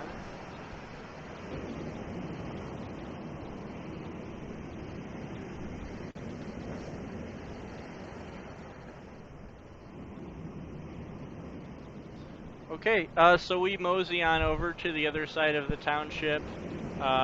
Fishermen selling their goods, more merchants trading their fruits and vegetables, imported by boat over from No Man's Wharf, mysterious, dangerous island of reptilian creatures, as we were told, not too far off from the ruins of Hyde. And we're able to see a small potion shop. We can tell it is a potion shop because the smoke billowing from it is not gray, it is purplish green.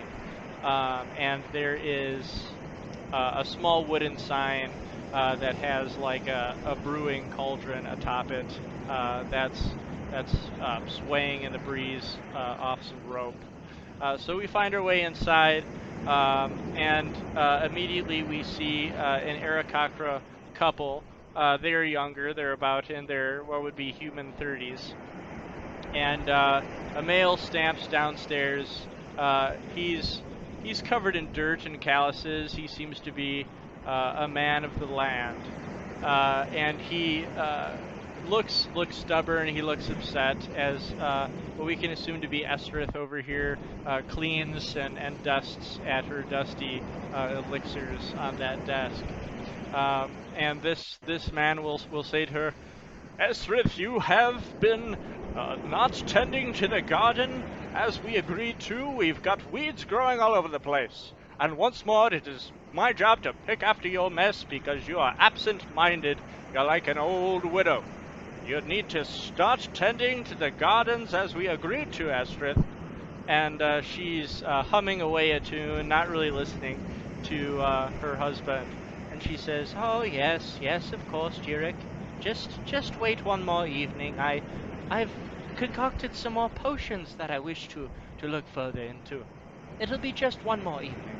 And he will huff and puff, and he will say, "Oh, you are useless. I can do nothing with you." And he will huff and puff and go back up the stairs. As the townsfolk that are within this shop look uncomfortable, they look around at each other and then just mind their own business again. As this man over here, this human, is looking on this bookshelf of different trinkets and potions. This woman here is reading what looks to be a sort of spell book.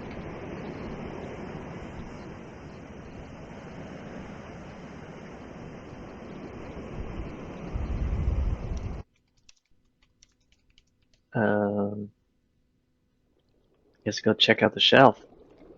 Okay. All right. So, was it Zashir that was gonna check out the shelf? Nerf. Nerf. Okay. All right. So Nerf goes to check out the shelf. The human townsfolk next to you looks down to you in shock and surprise, raising an eyebrow, seeing this tiny goblin here, and looks as if he's done, but very obviously is just like, "I'm going to make an excuse to make it look like I don't need to be here anymore." He will go to the desk to look at the potions. Is anyone looking for anything in particular? Did I hear her say that like she's doing the weird stuff with the potions that she's just concocted? Yeah. I'll go over and strike up a conversation with her about the potions that she's just made. Okay. She doesn't notice you as you come near her. She seems to be deep in concentration. 6'3", 390 pounds, silent. Yeah. Silent but Does deadly. not notice you. I'll very awkwardly, like holding my, like hand to my chest kind of thing, like, excuse me, hello there, like just awkwardly trying to get her attention. Just like, excuse me. She's just murmuring to herself when you seem to surprise her. Her seeing somebody in front of her that she had not at all noticed before. And she looks to you with now furled feathers, and she says, "Oh yes, hello there, sir. This is Astrid's elixirs, and I am here selling my potions. How can I help you?" I can't help but say I overheard you mention some potions that you just concocted, and you'd like to look at them closer. Is there any way I could help you investigate these? They sound quite interesting. I did just concoct a new one specifically for myself and my husband. This one is not for sale until I go ahead and concoct some more. It is a brand new potion and it needs some testing, but there are plenty of other potions in the shop that are ready to be sold and bought. How much would you price a quite a small health potion at? Oh, a very simple health potion. Very simple indeed. We are people of medicine and drink. It is something that is taught to every man and child. Of course, a simple health potion would be just 15 gold. Oh shit. Oh, okay. Okay, that's gonna be useful. And You can I try wanna to have persuade her if you want. I'm gonna say, without the clap, Right. for the price of 2, would you be able to, for the sake of a man who's just killed a griffin, walk down towards maybe 20 gold? You roll persuasion with advantage. I've still got something up my sleeve just in case this goes Sure, awry sure. anyway. Let's see how badly this goes. So persuasion with advantage. Yeah. Yeah. So it'll roll twice, and you just take the higher roll. Okay. 16, not bad. Not Okay. bad. She will look at you in shock and amazement and say, "It was you? It was all of you that slayed that griffin?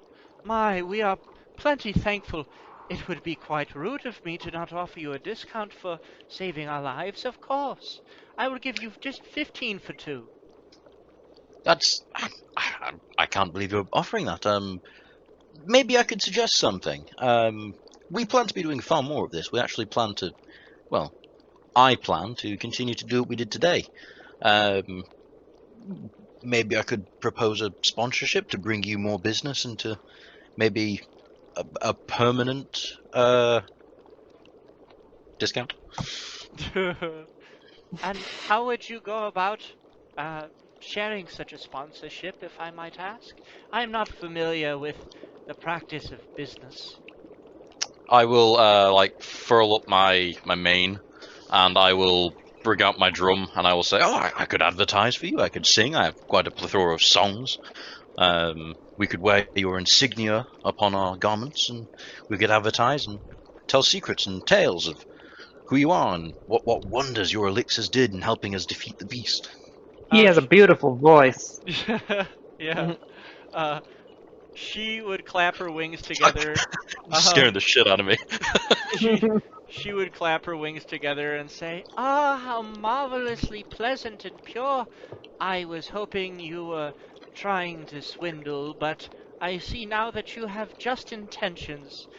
Well, if you are willing to bring more to my shop, as it has been quite dreary lately and people seem to have forgotten, I of course will give you a permanent discount. I would say I would remove every item after these 2 items will be removed 10 gold per each purchase if you were to do this kind service for me." That's enormous. I can't ask you for any more. Thank you. I will sing your praise wherever there are people. How quite kind. More kind than my husband has been lately, which is in fact why I am concocting this elixir. I will give her a knowing smile, and a nod, and I will give her the money, which is 15 gold for the 2 of them. Yes. Awesome. All right. I'm after I see this exchange happening, I'll kind of walk up to her, and basically I'll holding one of the talons that I took off this griffin. I'm gonna hold it up and say, "Is there anything you could use this for in a potion?" Shit. Ooh, a very rare component indeed. I was always hoping someone might bring me the parts of a griffin to help out with concocting more powerful potions, but alas, none of us are warriors at all. We are meager, peaceful farming, fishing, and other of the like mundane villagers. If you are to give that to me, I might promise you a potion of great strength. If you would help me create more by permanently giving me your griffin talent."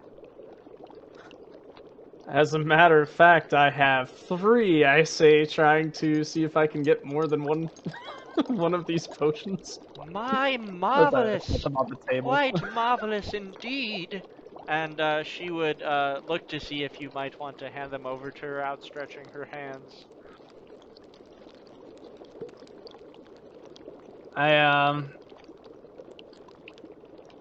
I say for the you know what? For the betterment of the shop, I say as I kind of slide them across the table for her. Okay. She grabs them all, clinks them around in her hand, looks very joyous, and says, "3 potions of heroism coming right up. Give me a little bit of time. Browse the shop.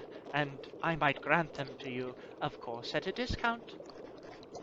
As she finishes that, I'll turn to Nerf, and I'll wink.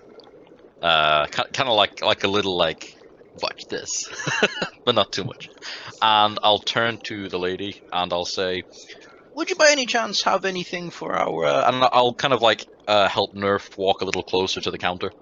Would you have anything perhaps here for our dashing, roguish friend to help her stay a little quieter and harder to see in a fight? I may have something in specific for her. She looks down over the table to see her and says, "Ah, hello, there you are. Of course. Let me go ahead and concoct something special for you. If you wish to browse the shop, I will go ahead and have them ready for you in just a couple minutes." The pricing on this, and I'll get out my coin purse, just ready to pay. Since I am going to remove 10 for each of these, the potion of heroism will be just, let us see here. Will be 8,000 gold. It will be just 8.5 million gold. She will say, let's see. Gets out his checkbook. Would be just 30 gold each. Ooh, fuck! Damn. What about the potion for Nerf? Oh, I must yet concoct that. Give me a few minutes. Would It's- you like me to help in your garden? Would you? Would you do that to get Yurik off my back? If you were Yeah, I to could do help that, with I that. might give you that potion for free. Oh, I love shit. gardens. Oh, wonderful. Thank you so much. Just use the back door. It'll be, like, right behind the staircase. And, if you are quite skilled in it, go ahead and tend to the garden. I would be very much appreciative of that. As with Bardic Yurik. inspiration. I'll do my best. You got bardic inspiration on that. Awesome. You're wholesome as fuck. Right. Perfect. Alright, so Nerf goes ahead and goes into the back garden, and you are quite distressed to see weeds as tall as you are poking out of the garden for the entirety of the backyard. Yeah, I'm curious. Could I follow and try to help? Go for it. Yeah, you can do that. Why not? I just kind of look down and say, 4 hands are better than 2, as I kind of look out into the field. Yeah. Let's see. Would anyone else be interested in speaking to her, asking if she has, she would also say that she would have spell scrolls if needed. I'll just wander out to the other guys and start giving them a hand. I won't be as good as them because I'm not at all garden inclined, but I'll just. Okay. Lionel will do his best to copy what they're doing. Yeah, I was gonna say, I figure with my previous work in the fields and stuff, I'd have a pretty good handle on it. Okay, sounds good. Okay. So, Astrith will then take her time to concoct 4 potions, 3 of which are going to be potions of heroism. And the 4th, right now, is a secret until you get back. And then, if you'd like, you can do some browsing, or we can go ahead and head right back to Astrith when she's done with her potions. How's the gardening going? Yeah. Go ahead and roll, I think that'd be survival for that. Oh, sweet. All of us or Nerf? Whoever no. is... Oh god, Nerf, you are lost in the weeds. Like a labyrinth. Oh, They're but you too have- You can't big. find your way out. You got a D6. Oh, did you Oh roll? yeah, it's still on that one though. Is it survival or nature? It's survival. Nature is deciphering what kind Oh of god.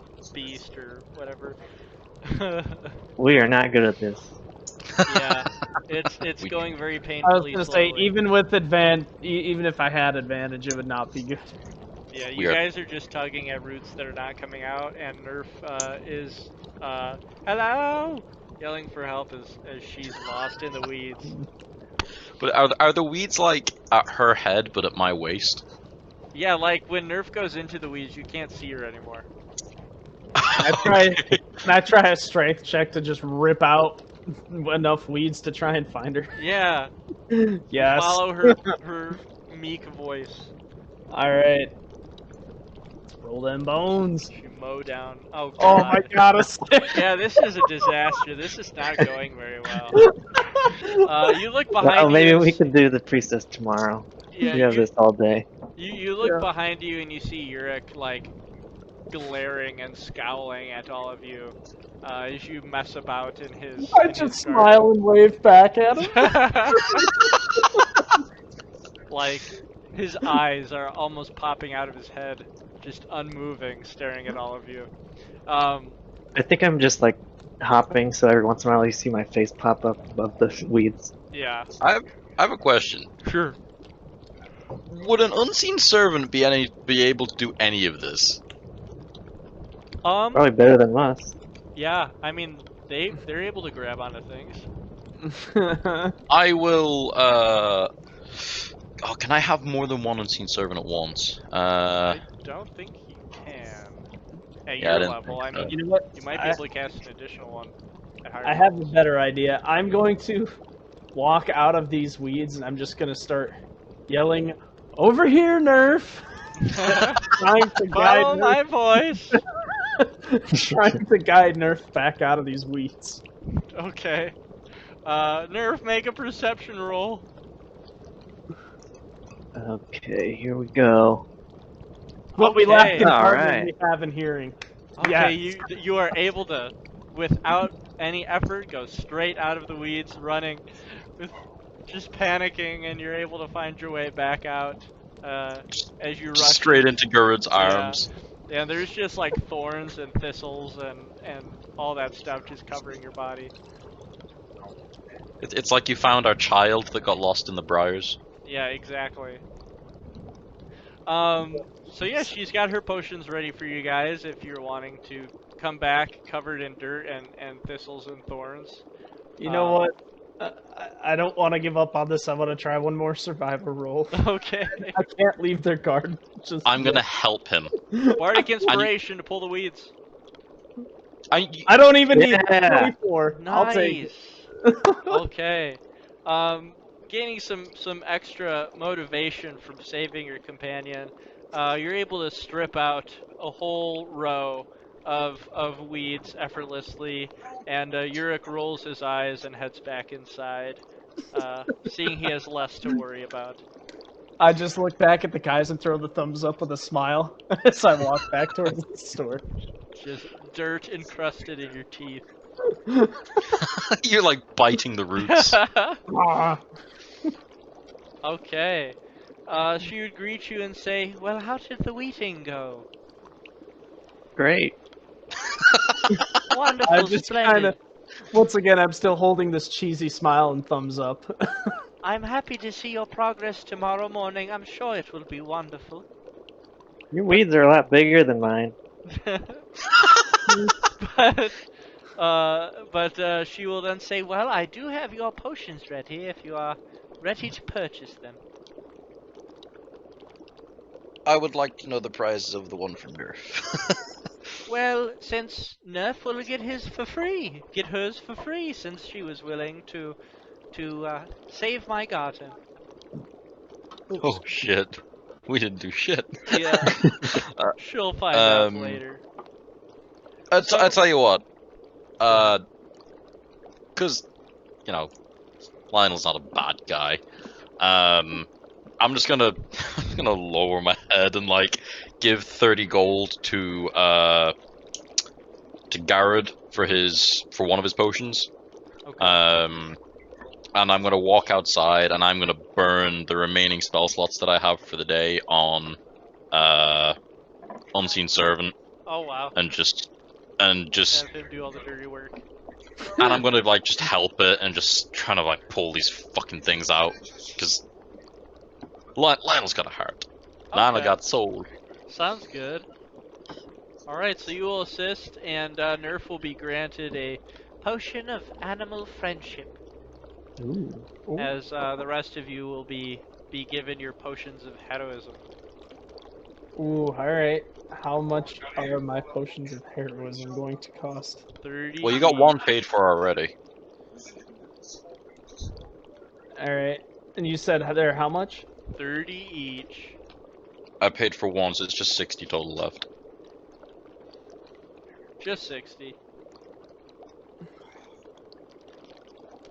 Alright, so who's Yeah, gonna whatever. spend I got money it. on those? I already got them. Both of them?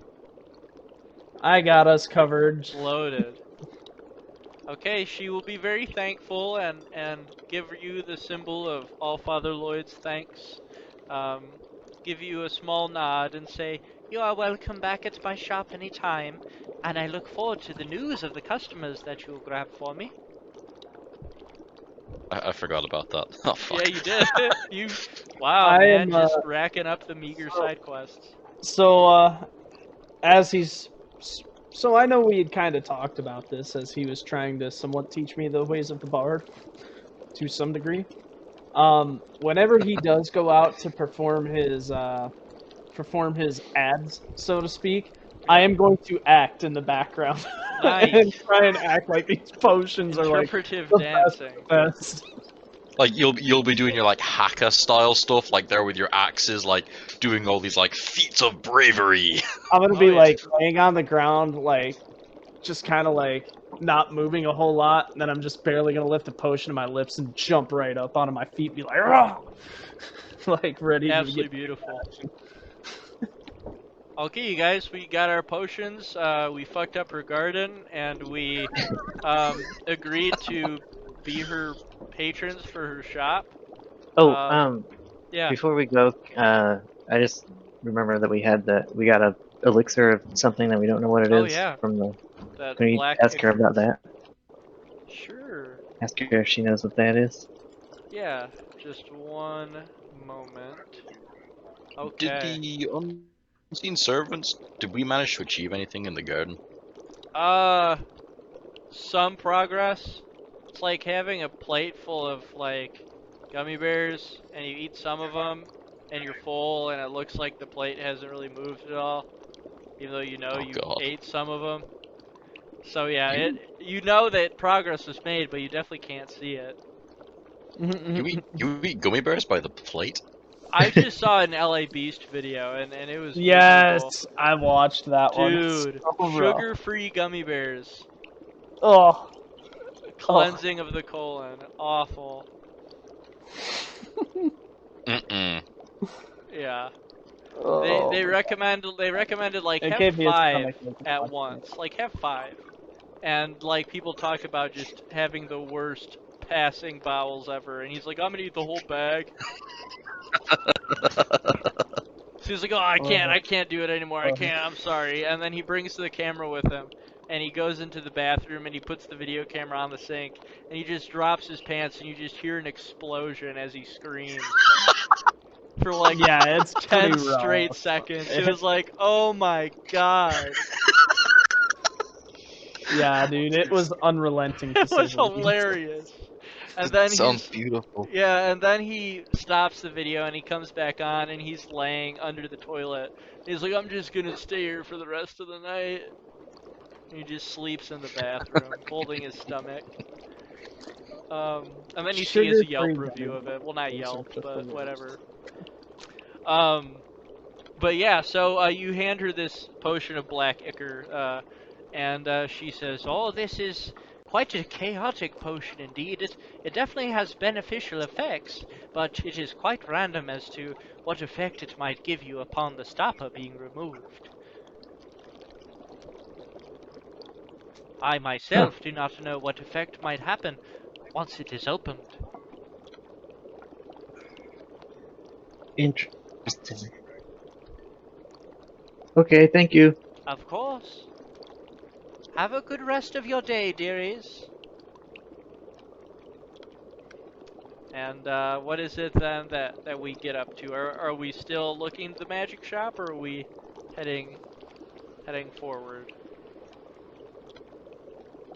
I'm fine with going wherever now that I've used my talons as best as I can. Cool. Do you guys want to play some Russian roulette with this potion? I'd say we save it for battle and then do Russian runners. Right. Lionel I just rem- feels like a war. I remember in a previous campaign, I actually, now that I recall, I had a potion like that, and there was like a giant magic-imbued crocodile that they were fighting, and a player threw it at him, and he swallowed it, and he gained like the biggest buff ever, and like could breathe like acid after that, so that was pretty cool. That's awesome. Yeah, good job, fuckers. But Dude. The evilest of DMs. I love it. But yeah, so let's go ahead and head forward then, out of Estrith's magic shop. I'm assuming with like lowered heads after we like accepted all of these things that we told her we would do for her. Dude, we killed a fucking griffin and we can't even fucking weed a garden. What the shit? We did I our best. mean, I weeded a row. That's true. Of 100, Yeah, you did. Of 100. You got Yurik off your back, that crusty old bastard. If we're staying Smile here and wave, tonight, then I'll boy. come back Smile and and try wave as I just look at him. Yeah, What did you say about staying somewhere? I said if we're staying here another night, then I'll come back to the garden and try some more. Oh, cool. Yeah. I'll do the same. So yeah, if you guys want to stay another And- night, we can quickly go through that, and you can give up 2 gold for your rooms and stay Sure. above the tavern for that night. I'll spot me and Garrett. Is it what I say thank you as I What kind time of is hand it? him his potion of heroism. Let's see. At this point, after exploring the village, you guys waking up, doing the Griffin battle, going to the magic shop, I would say it'd be still pretty early in the morning. It'd be like 10 a.m. Can Okay. I, for the rest of the day, go and perform at the tavern for money? Yeah, sounds good. Go ahead and make a performance roll for me. God fucking damn it. Are you doing your thing, Garrett, where you tell people that I'm good? Yeah. I'll give you an additional D4 to that. So here's my thing. While he's performing, should anything bad happen, I'm gonna roll to intimidate and tell him it was great, right? It was great. As Clap. I'm clapping my hands. Yeah, staring at everyone, forcing them Yup. to enjoy it. And I've got a Exactly what's gonna D4 to add to that. Yeah, because of his Alright. Alright, now I'll add a D4. Okay. Ooh, Cool. 15. 15, Okay. not bad. So you're gonna get 3 D10s worth of gold from that. Oh shit! Alright, Oh, nice. Damn, 19 gold. 19 gold. Your tunes are very much appreciated in a meager and quiet town who hasn't had very much excitement, and you raise the spirits of the townsfolk in the tavern. I Fuck just yeah. keep the toothiest, craziest grin on my face as we walk back out to join the group. oh, I'm there for the whole day. That's me I'm just performing Oh, until we, perfect. like, cause we're staying here tonight, so Yeah. Yeah, may as well then. Okay. That's I'm just fair. So did you performing all wanna- day. Wait until tomorrow to see the priestess, or should we go there I today? said I was gonna go to see the priestess if he's just. Right. I mean, if it's still 10 a.m., if you guys want to, like, go to her and then, you know, do the whole sleeping afterward, whatever you guys want to do. Yeah, I think wanna that'd be talk to her. fair, Yeah. Nice. Me and Thanks for that. That's my music. I can play the big, like I said, I can play that little thing and that's it. Okay. Well, you still earn 19 gold from it, so Happy. awesome. Right. What would you guys say to each other to sort of talk about what we were wanting to do next? So- I think it's only fair if we sat in the bar and did that they go and see the priestess like they wanted to. Okay. I think that would be fair. I'd want you guys to all go together. So pretty I much. suppose we could join them. We put on like a 3-hour concert and join them. Okay, so it'd be afternoon then, about 1 or 2 p.m. Sun high in the sky. You know, this ocean sun on a clear day baking down on you guys. It's definitely hot out. So yeah, we can go ahead. We know where this priestess's home is. We're told many things about her, and we can go ahead and pass this graveyard of the ancestral dead alongside the marble statue of Queen Hyde in all her mysterious glory in front of this large, eerie mausoleum. The door is open. It is cracked open, looking as if she has no worries of visitors of any kind. We go inside. It is a well-furnished home, larger than the others.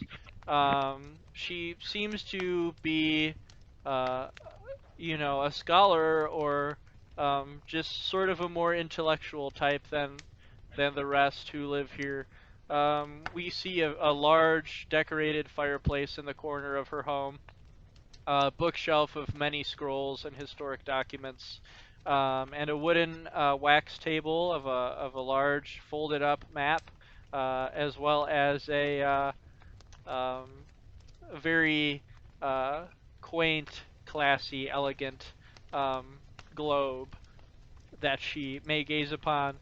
She is sitting at a large, stained, beautiful table by candlelight, and she has a ink feather in her hand. She is writing and scribing away as a scroll as a long-haired, orange and white splotched cat sort of just watches her scribing.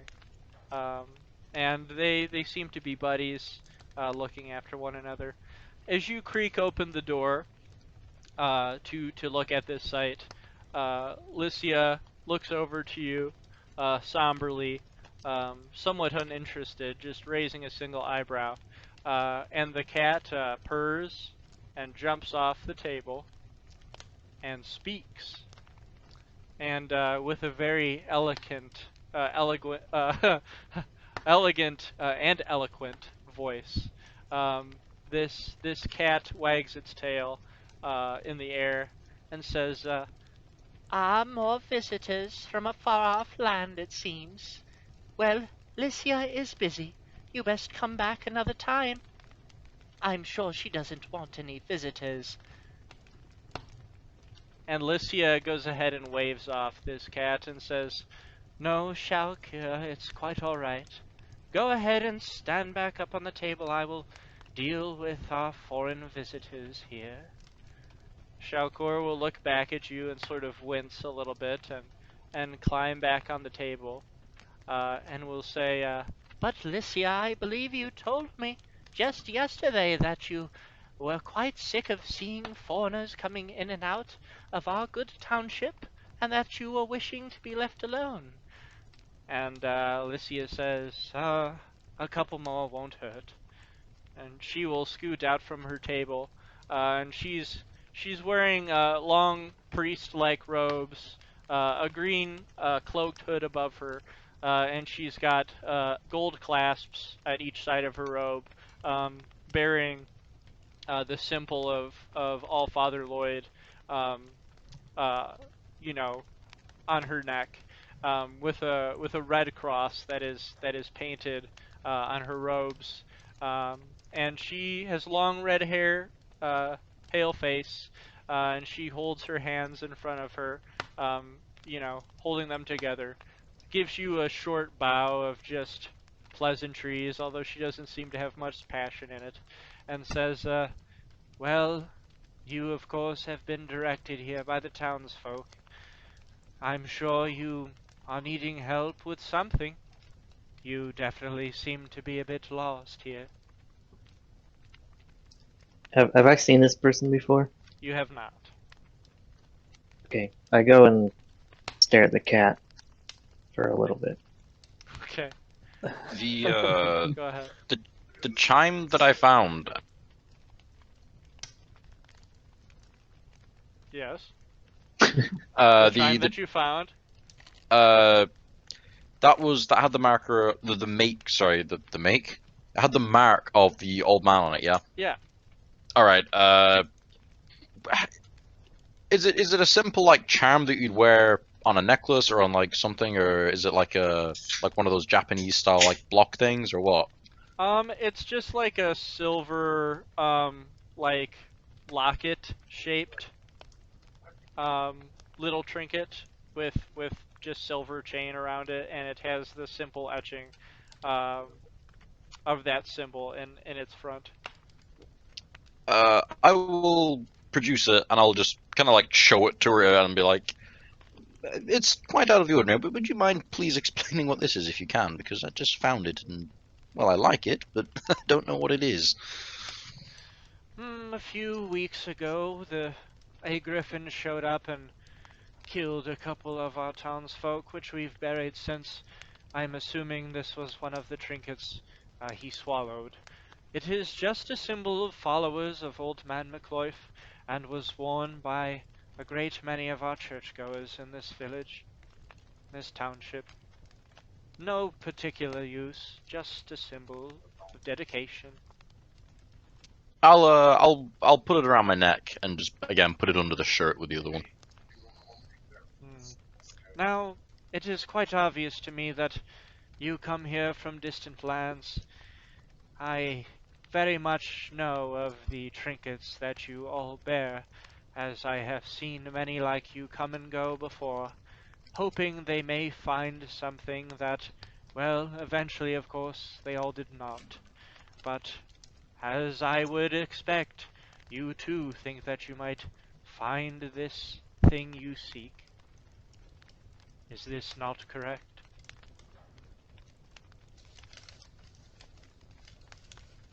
Could you just tell us where we have to go since you hate us so much?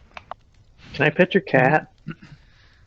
Shoutcore will look to you and say, I very much so believe not. I wish to be treated with the same respect as the rest of you, and I wish not to pet any of you. um, uh, Lycia would look to you and say, "Oh, trust me, I do not hate you in any way, shape, or form. I just really have grown tired of seeing many come, leave, and befell to the dangers outside.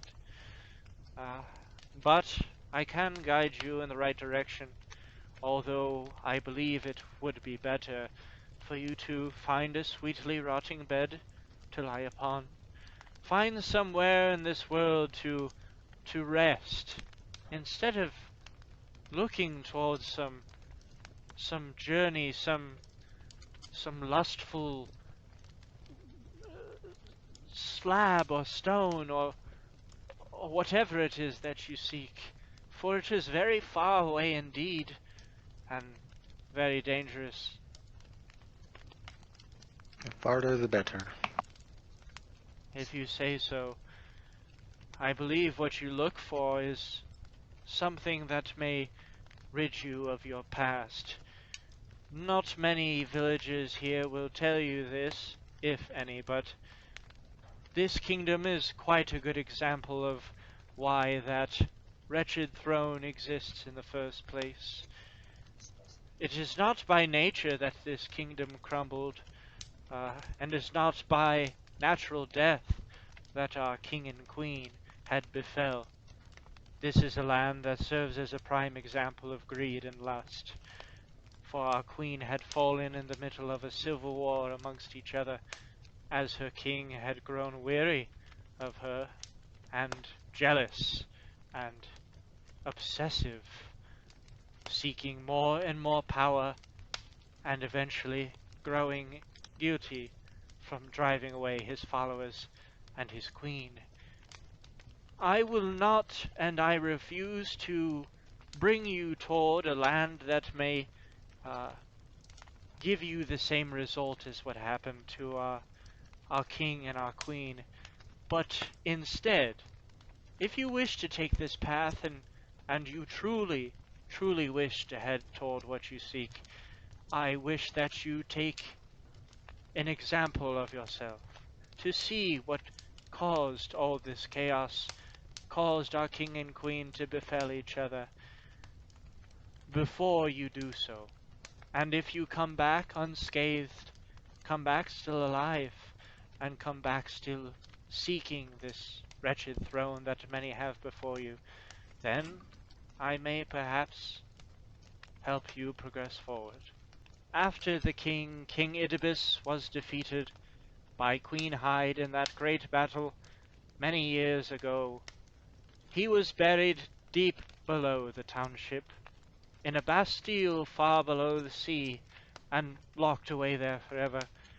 It is said that he still lives, although in a sad half-state of what he once was. If you wish to see what happens to those who lust after atonement, who lust after a fate which is that of an unnatural path, you may find him, and see him in all of his pitifulness, and what he may provide you with as far as knowledge of a sad future indeed. Below the mausoleum, where Queen Hyde is buried, you may see this sunken bastille in all of its darkness, and you may find the answer to what future lies before you.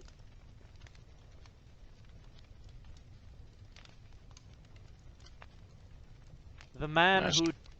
I'll say one more thing. The man who took the queen from the king, the man who, in her boredom of his state of great power, an old dragon slayer who came here many years ago searching for more glory, he took our queen, and took her as his own queen, which of course started this jealousy. I may lead you to him and his palace, giving you something that may serve as a gift to his guarding dragon, so she may not vanquish you as soon as you meet him. But I will only offer you this trinket if, as I have said, you see what future lies before you.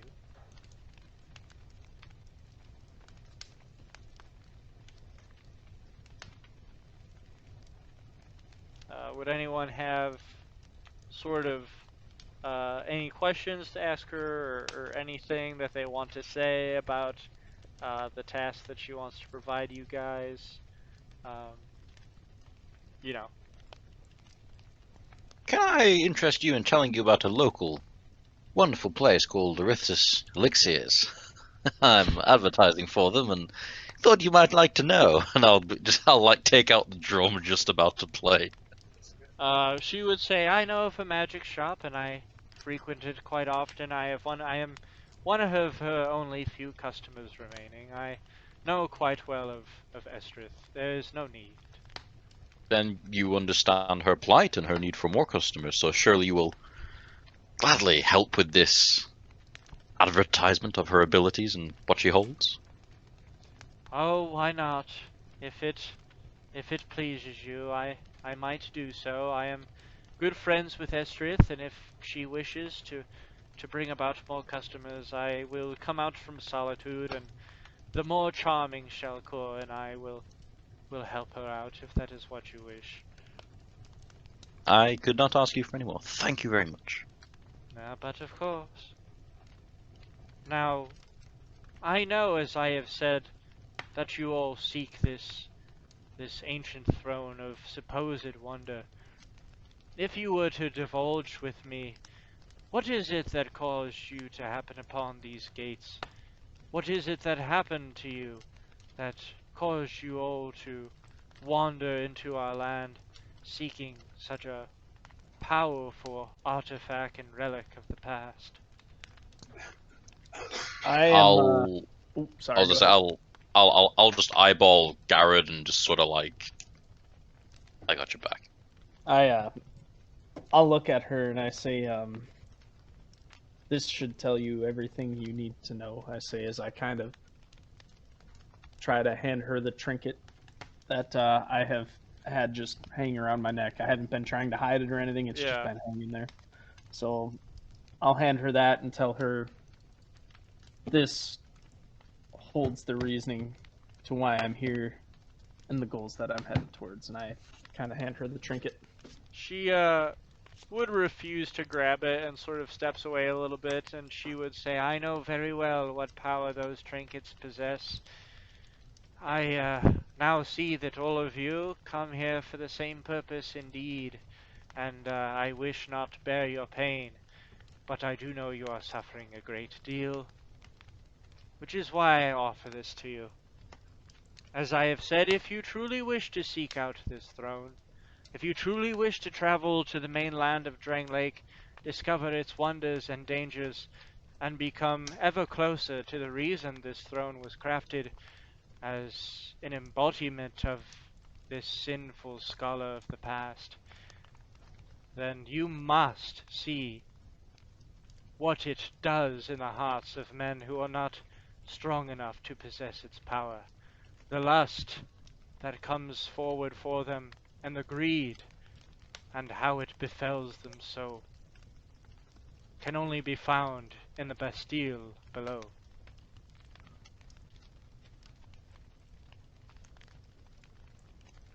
And How far away is it? In the old cemetery of our forefathers, the mausoleum stands to hold the body of Queen Hyde. Below it, as she grew more powerful than her king, she had her followers, the now Jade Knights, build a bastille below her mausoleum to hold and chain her old king.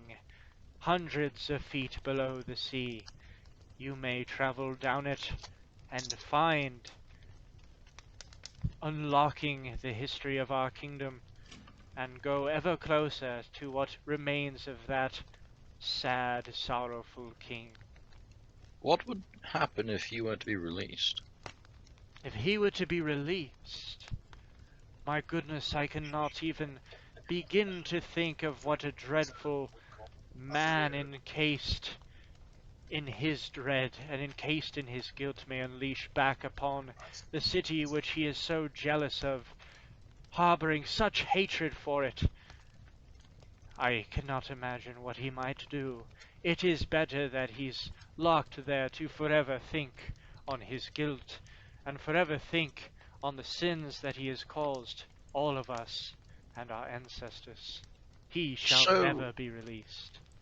So, not that it's likely, but let's just suppose, if we do cock this up, there is, I take it, a situation where adventuring down there, finding him, blah blah blah, everything going horribly wrong, getting murdered, he could escape and things could get rather nasty? I cannot think of any situation where that man of old guilt might escape. The queen, in the last of her magic and the last of her power, was able to encase him and entrap him quite well, showing him the darkness of his very fears, to which he could never escape from. So, in a You word, nor- foolproof. Go ahead. In a word, foolproof. Yes, you may say so. I I'll only turn- wish that you find him. I'll turn to Garrett and just go, perfect, we'll be on our way. Hup, hup, cheerio. Okay. We can't possibly fuck this up. She said, but before you leave, as I have heard that you have slayed these griffins, or this griffin, I do have a reward for you, as it is only kind of me to do so. And she offers you, she pulls out of her satchel a silver bell of elegant embroidery, dangling a small tear-shaped chime of gold from its center. And it chimes a resonating low frequency. And she offers it to all of you and says, um, you may require this if you are to head to such dangerous darkness and discover more of what befell this kingdom and what may befell your future if you do not stay strong and wise. All right, perfect. I will tell her thank you so much, and I will. You're saying she's offering one to each of us, correct? Only one. Oh, just one? Oh, these damn quest items. Yeah. Is there anybody in the group that would like to hold it? I'm She the would describe it squishiest as of a chime of denial, but only that. A You would need chime to of attune to denial. it to understand what it can do. I will look towards fucking Is it Zashir? Mm-hmm. I will look towards Zashir and I will motion towards it. Is this something of your specialty? Are you sure you don't want it? I mean, it makes noise, so I'm assuming it's something you would like. Very well. And I will simply accept it within my hand. Standing there, or kneeling, or sitting at the table, you are able to concentrate on this chime. And I'll give you a little sound effect. Concentrate on this chime of denial. Chime You gain an internal understanding of it. I'll go ahead and link it to you, or not link it, but just copy paste the description of it, and you can put it in your notes for your inventory. Yeah, It definitely makes sense that you have this now. yeah, definitely. It'll help a lot with your playstyle as well. Yep. Yep. Is Alright. it a single use thing? Like, if he uses it, does One it a kind of day. like?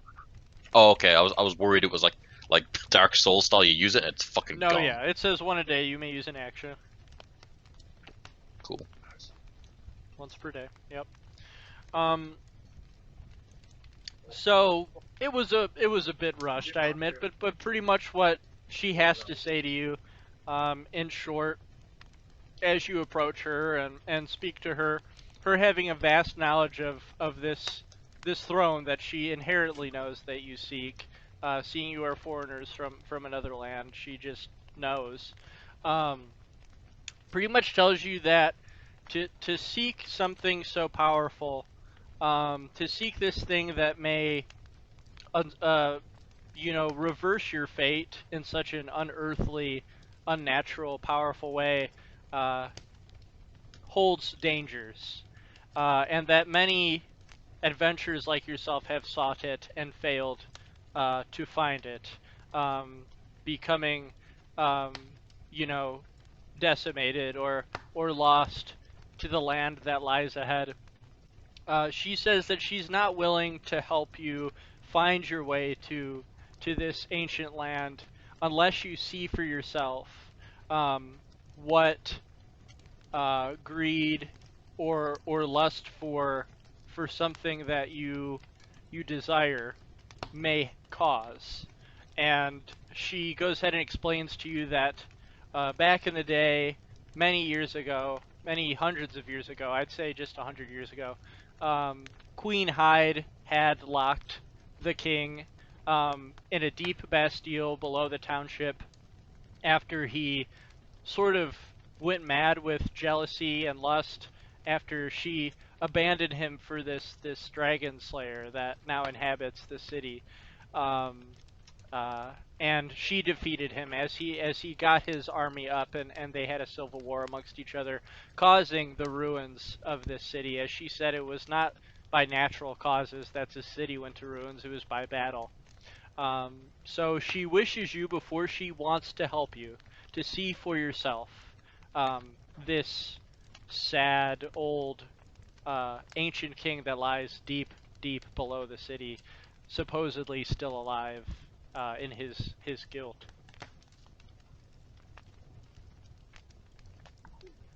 Warning you of the dangers of heading into the darkness of it.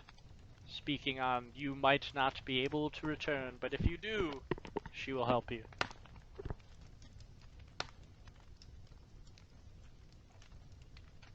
I kind of turn to the group and I say, if we decide to take this on, I feel it's best we get some rest tonight and we start off in the morning.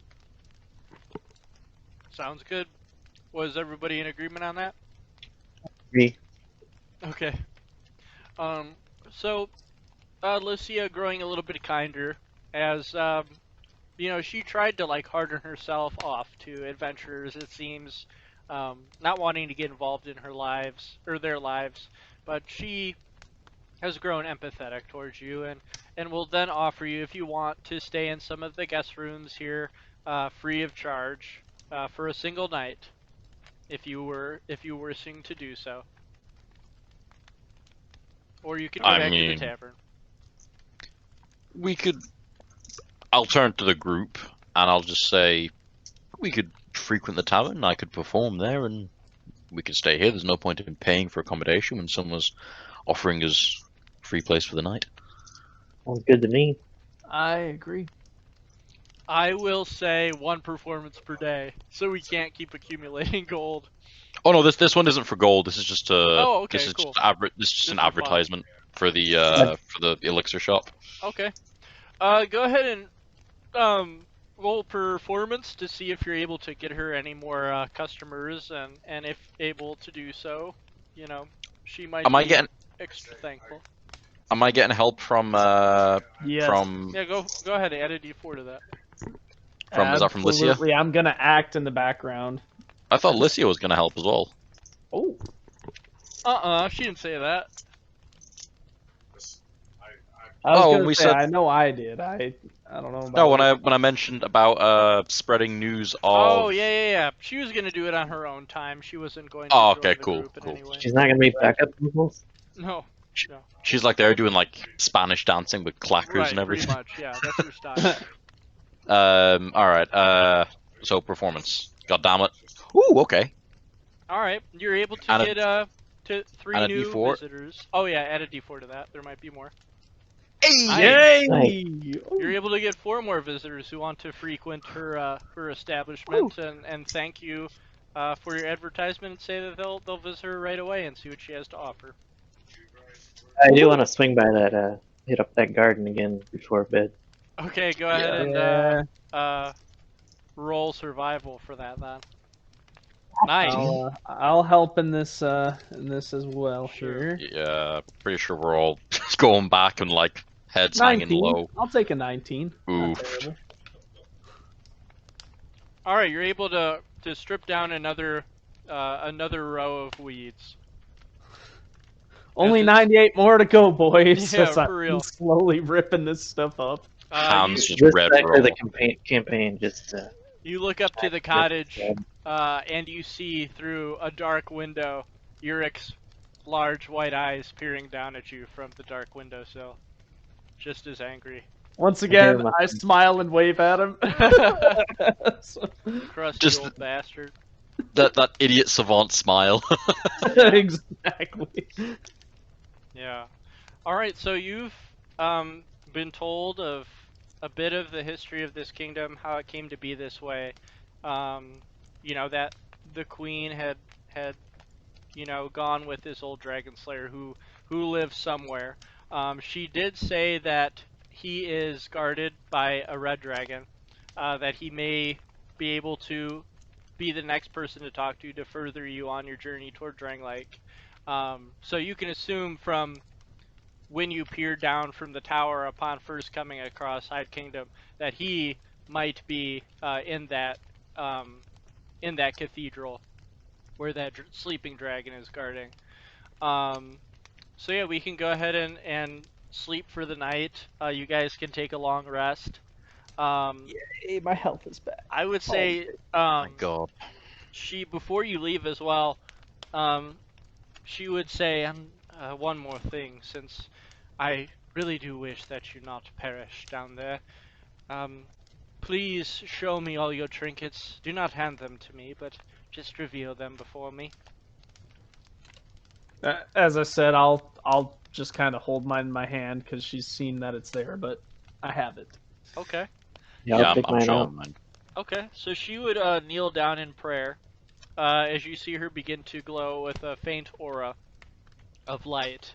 And you would then see your trinkets begin to glow ever so slightly and begin to shake and quiver on your necks.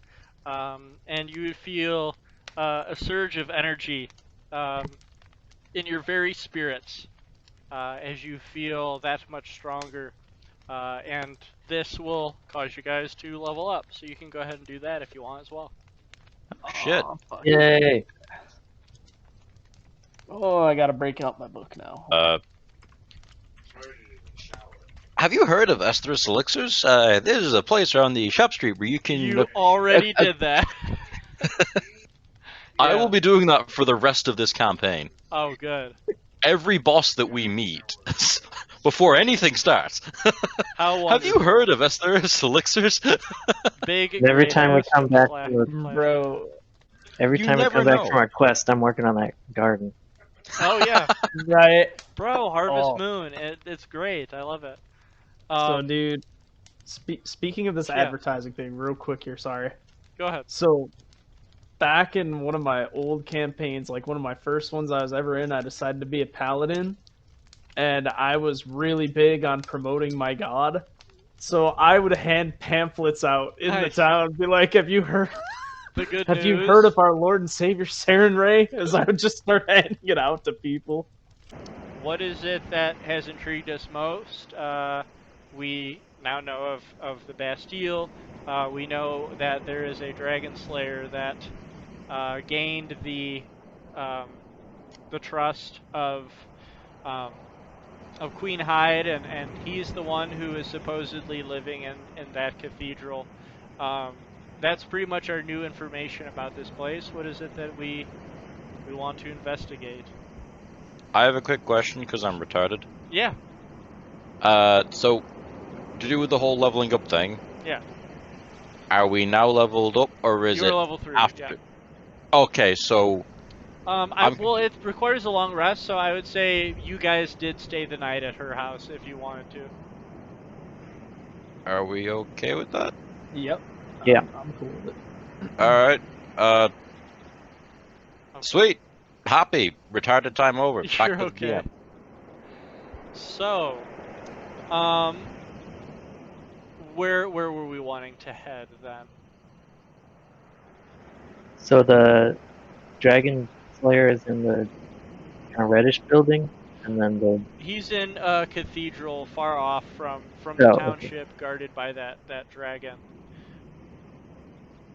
It sounded from what Lycia said that dragon will not let anyone through, and that she might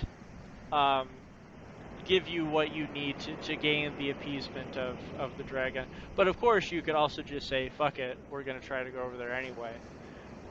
Even a bard that rolls a natural 20 on seduction with a dragon that's totally stereotyped. It's definitely not a wormling. It is an adult red dragon. Okay, I better Vaseline my ass. Yeah, I'm okay with jumping in with Bastille. Yeah. Okay. I'm down. Yeah. So, heading to the graveyard. It is uneven ground. It's been here for a very long time. It's overgrown. The trees are mostly dead, except for, as I had said before, a few colorful blossoms coming off of them. Very quiet, no birds around or any sort of animals. And you just sort of have to wind through the just scattered gravestones that are everywhere. There seems to be no order to them. They're just placed any old place, the more people die. And as you sift through them in the tall grass, you see at the very front of the entrance, so we'll go ahead and move you guys over a little bit.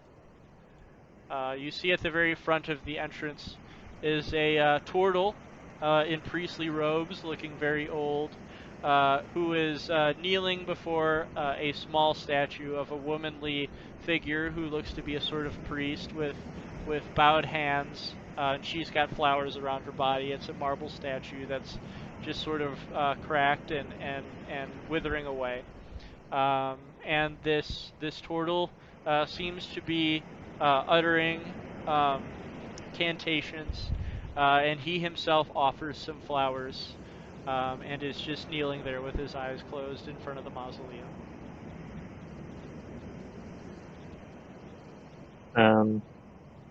I think I'll ignore this guy and maybe check out the statue. The other people check out this guy if they want. Sure. So you want to check out the statue that he is praying to? Oh, there's. I was thinking the big one, but I don't. Oh, the big one. Okay, sure. So yeah, if you want to go over there and investigate that, that's cool. Go ahead and move your character where you want to be. And while he's doing that, without disturbing this guy, because clearly he's trying to pray to his god, can I investigate the statue he's staring at? Sure. The first roll. Okay, that is a crit fail. I couldn't find the statue. I got lost. Okay. So you do come across it, and it is an intimidating sight to behold. I would say that it is frightening to you. It holding up this trident, and you feel like it might come alive any moment. Its eyes seem to follow you, so it definitely makes you a bit uncomfortable. And then you can go ahead and roll investigation on the statue that he is in front of. Oh wow. Okay. Oh, damn. This is Alright. a priest who is a servant of Allfather Lloyd. It is not just a random statue. It appears to be a carving of an actual human. You can assume from your knowledge of the way these statues are carved and their purpose that this is a being that has died here. And this is sort of a commemoration to her, and she might have been a priest of great status. And so he is bowed to her. Interesting. I'll kind of slowly whisper back to the group as not to disturb this man. Like, I'll basically divulge that information to them, do with it as they may. Sure. I'll also tell them about the statue that I barely saw. Okay. All right. What is our next move then? So, does this guy seem like? Did you say he's just like a priest kind of? Yeah, he's got like Rounder. he's got like ceremonial like beads, as you can see on his art around his necklace, and he's in priestly robes, the same sort of robes as far as color that Lycia had, where there's like a green hood that is not over his head; it's down over earthy tone white. And the symbol on his chest was not actually a cross; it was a red dragon breathing fire. And he also has that teardrop-shaped locket strewn around his neck in addition to the beads. So can I tell if he's like specifically warning this person, or if he's just kind of a general? Yeah. One that What kind of roll would you want to make for insight that? check or something? Insight determines his like demeanor and his goals, like if he's friendly or hostile or any of that. What were you Yeah, I trying don't to know. figure out about him? I'm just trying to figure out if it would be inappropriate to talk to him right now. Okay, make a social awareness check.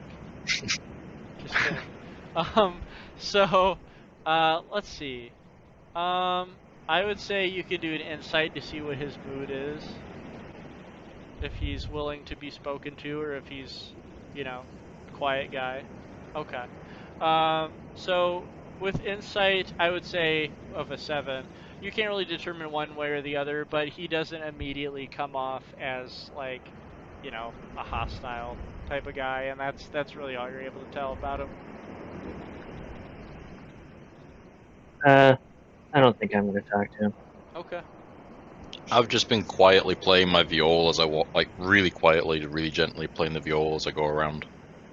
He would open one eye to look at you, to just sort of investigate what's happening, but then close his eye again and continue his prayer. Excuse me, Father.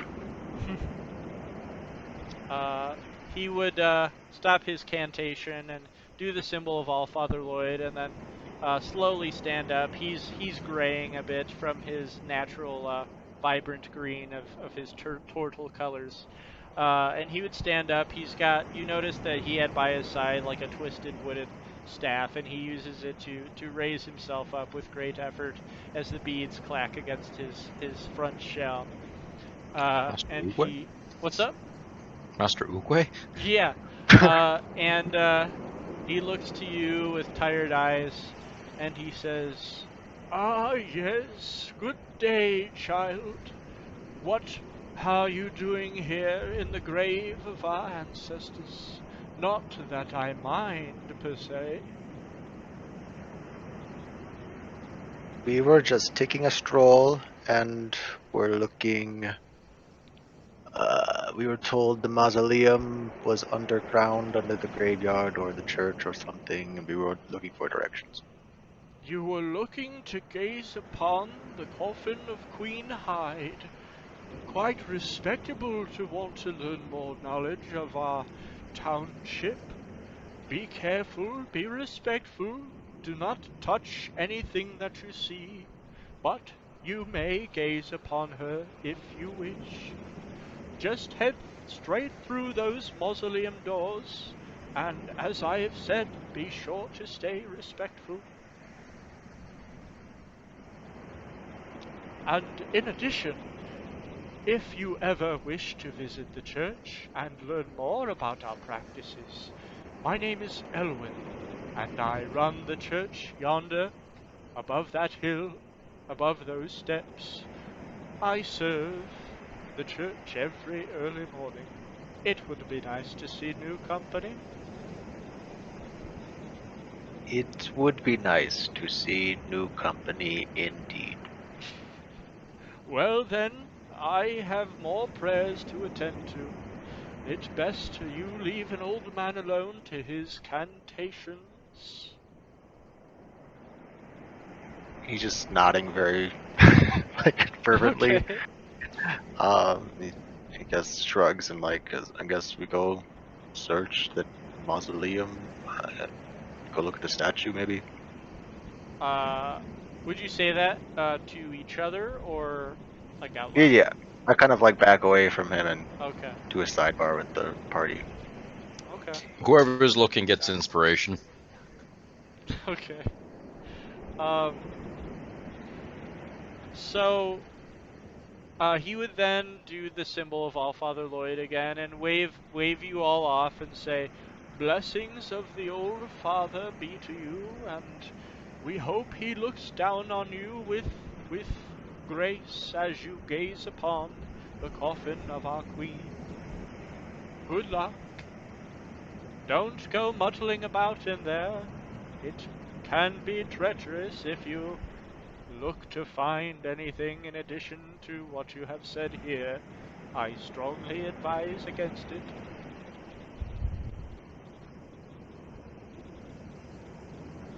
I'll show him the chimes, the all for the one, and I'll just say, I assure you, we are no grave robbers. We are merely here to pay our respects. Thank you. "Ah, you bear the symbol of the All-Father. I surely trust you. Thank you for..." Insight check. Okay, go ahead. I like how our lion is wearing a bell around his neck.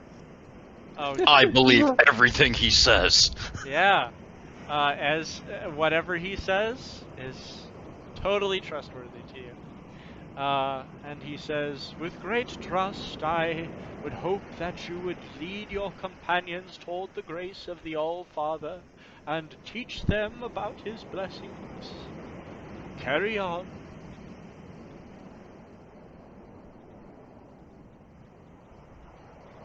Yeah. Anybody else want to go look at that creepy statue? Are we all doing it, or just one person doing it? Whatever you guys want. I failed last time. I'll give it a Apparently- look-see. Apparently, Yeah, there's I was gonna multiple say, creepy statues. Yeah. I was lucky on this investigation check. I'll let somebody else do the next one. There's, as far as statues go, there's, the marble priest statues on either end of the mausoleum, and in addition to that is just the very large bronze statue of Queen Hyde. I will investigate the bronze statue. Alrighty. So what kind of roll were you making? History, religion, investigation? Okay. Okay. That one. Let's see. So as far as investigation goes, it Let's see. You were able to see an engraving on the marble podium she stands atop of, and you're able to see that the bronze statue is very expertly crafted, more so than you would assume any craftsman here would be able to craft it out of. And once Yeah. again, it is her atop a steed, wielding a 3-pronged trident in the middle of what seems to be a war cry. I will turn to the party and say, it's very expertly crafted. Yeah, especially how its eyes follow you around. Is that a Right. genuine thing, by the way? Is there anything like other it's like diamond encrusted eyes or something, or No, like he just pearls had or a something? really bad roll, and he's afraid of it. I fucking love that. I'll start playing creepy music on the violin. It is in a foreign language, but you specifically, Lionel, are able to tell that it is in Celestial, and anyone else who can speak Yeah. Celestial is able to see that. Ooh, And I it gotta says, find out. Okay. And it would say along the lines of final resting place of our beloved queen. We hope that in the next life she is able to find a true lover who will not abandon her as the wretched lost sinner had.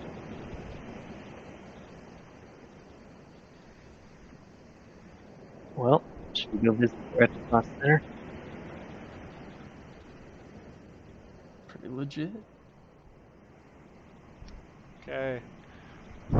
I'm going to look at the base of it. Go ahead. Is there anything at all that looks movable or anything like that? Go ahead and make your investigation roll for that. Oh, you got a natural 20 for that. You'd be able to tell. No, it is solid marble. All right, so there's no like secret boop and it opens. No. From here, anyway. From here. I'll go and look at the piece in the center. And is it like up like a raised thing, or does it go down? What piece in the center? Oh, the mausoleum. That center. Yeah. Oh yeah, so it's like an average mausoleum, although more royal and intricately designed, of you know, very rare metal. It's got 2 large steel doors that bear the likeness of a strange, tall, thin knight wielding a a halberd type weapon, but not quite. If you were to roll on it, you'd be able to recognize the type of weapon that it is. It looks as if it's able to do bludgeoning and piercing damage, like a sort of hammer at the end of it, as well as a spearhead connected to each other. I know what it is in real life, but I'll roll for it anyway. Okay. And they're tall, thin knights in very strange foreign armor. Fuck is this, Irithel Valley? You could relate it to that. But they've got very long necks. Like, their head is way above where their head should be. I'm just thinking of Long Neck Boy. And their helmet reflects that. So yeah, the doors are cracked a small bit open. We can see dust and ivy and foliage creeping in. But you can go ahead and roll to see what these things are. Is that an investigation? It could be investigation, religion, or history. Okay. They're all the same for me, so just investigation. Oh, okay. Okay. So you're able to discern that the weapons they are holding are lucernes. Was that what you were thinking? Something along those lines. Pike, Yeah. lucerne, halberd, Right. that kind of thing. So they're uncommon weapons that you haven't really come across, but you know of their existence. And these strange knights are wielding them. They look particularly strong as well as dexterous, and they look to be royal and very powerful. Would the royal guards and like the people that were the higher tiered warriors in Katarina, would they have wielded like these with lances and that kind of thing? I would say, Or is Is Katarina I would more say like they would- long swords and You, I would say Katarina is more like clerical, so stuff like morning stars and the like of Warhammers? that. Yeah, exactly. I Okay. would say for them, they would see this weapon as a bit too pretentious. For Okay, them. more practical minded. I get it. Right, exactly. Too Alright. much flash for them. Yeah, to them, the hammer is literally a tool for Right, exactly. hammering a nail. I get it. Yeah. I'm gonna look at the door. Does it look like it's ajar in the sense that you could just like and open it, It's or is heavy. it like? You gotta push that motherfucker open. Heavy Do solid I- steel. Is there any magical writing at all on it? Like anything arcana base, anything at all that looks like inscription? Like a sort of magic inscription? Yeah. You can roll Arcana for that. Oh fuck me. Okay. Okay. I would say from that 13, you don't sense any magic about these doors. They seem just crafted of heavy steel. I'm like blind as fuck, and Zashir's just like, Yeah. yeah, it's covered in magic. I'll kind of come up front and I'll say, you know what? Let me give this a try. I'm just gonna straight try and You give it a strip whack. this thing open. Yeah, go ahead and make a strength roll to see if you can. If anybody wants to assist, I'll I assist. I'll help him. That's an 8. You go to help him, and as you do, he shoves that shit and creaks it forward. The momentum of Garud's strength, opening it all the way. As The it door does just creak flies and open. stone falls from the top of it. I'll shield his head with my arm if there's any like big rocks. Sure, just small pebbles and dust. I'm Shield just his kind head of from spitting the the tiny dust pebbles. and everything. I'm shaking my head and spitting the dust out of my mouth like. Yeah, it's We're in. hasn't been opened in a while. Cleaning the dust from your mane and like batting it out. Okay, you've opened the mausoleum, and you know you see these strange knights that are etched onto it. Are we ready to head inside, or was there anything else we were wanting to do before that? I'll turn to Nerf, and I'll just say like, I trust that your perception of everything is somewhat better than mine. I suggest that you go ahead of us, if you're okay with that. Sure, I'll go ahead. Just Alright. don't die on my account. All right. I want to be responsible. Okay, so I'll go ahead and reveal to us what we see next. Let me like you. You come in here, and you see rows and rows of wax candles dripping with faint glowing lights that flicker in the darkness.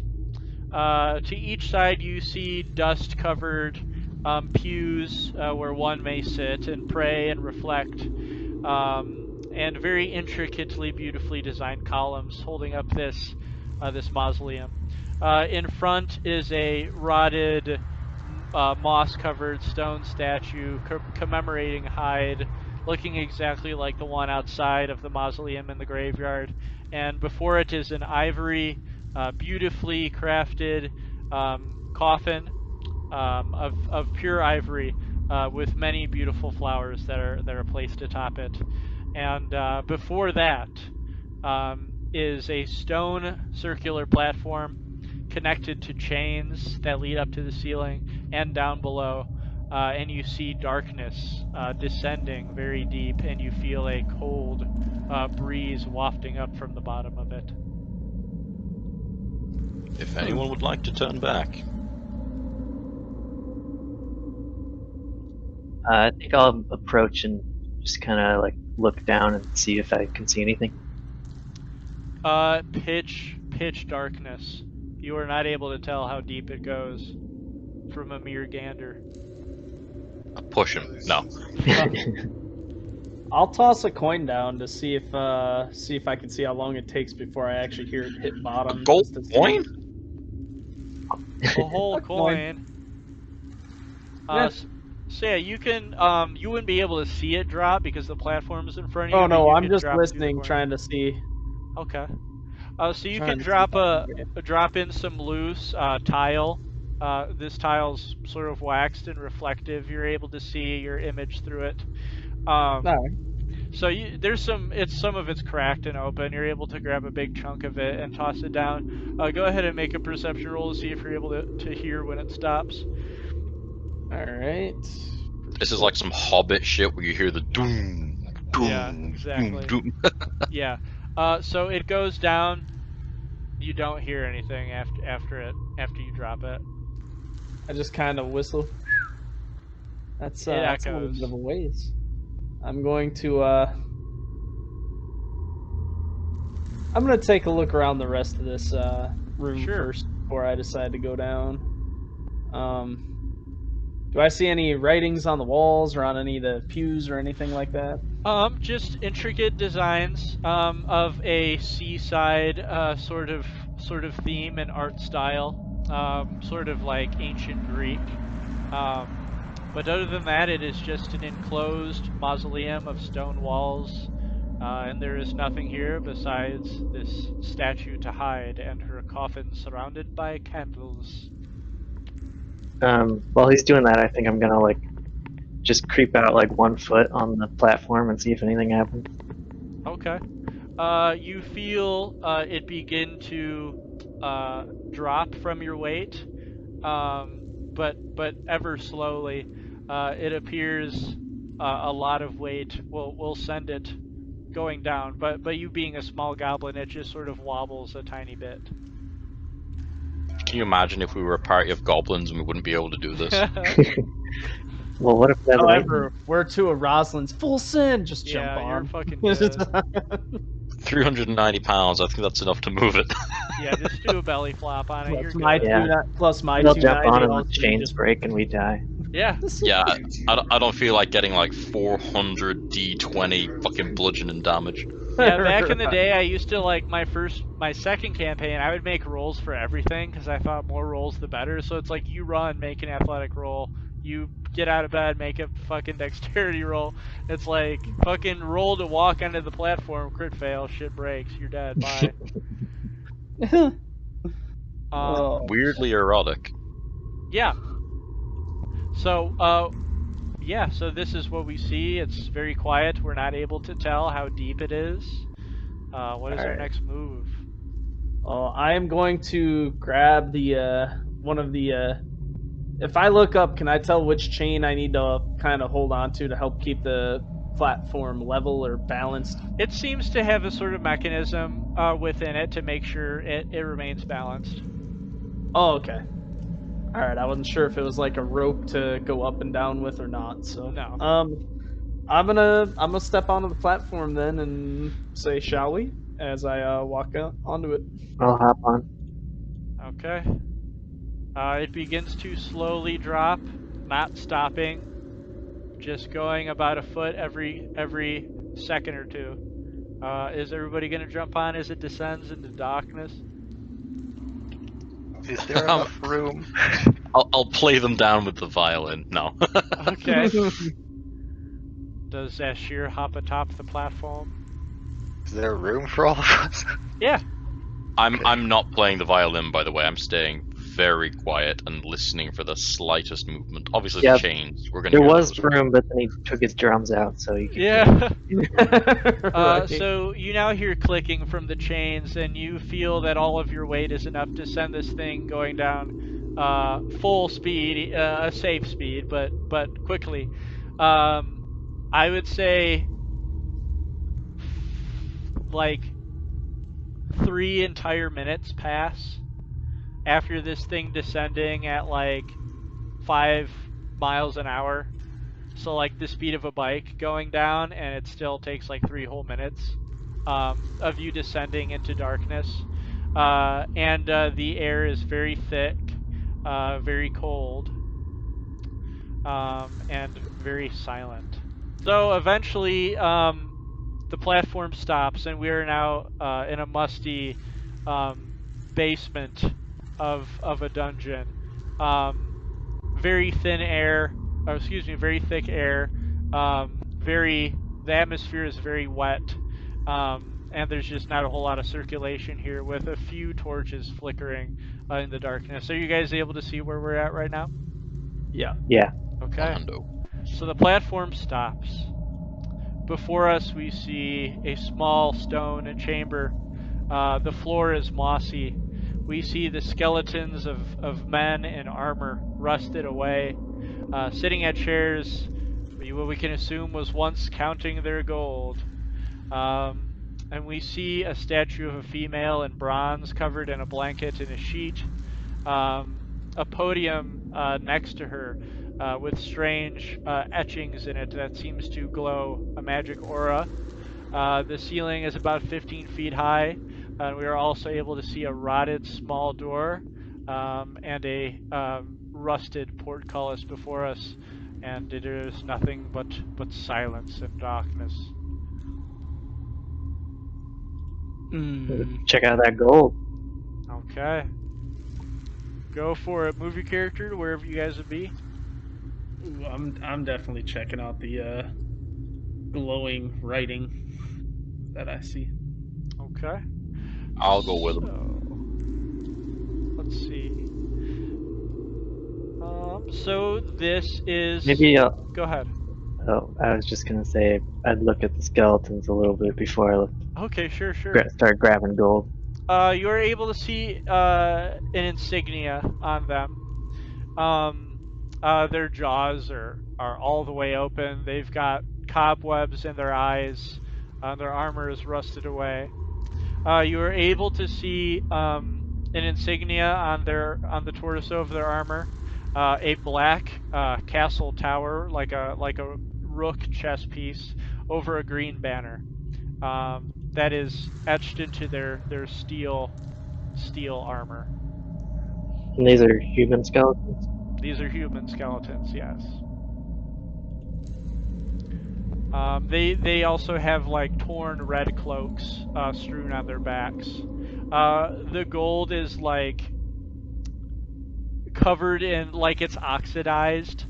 You can't really see what sort of currency it is. It's like beyond useful, fully oxidized, just not looking like gold anymore. And Garud, you are able to read in common this magically glowing print that says this.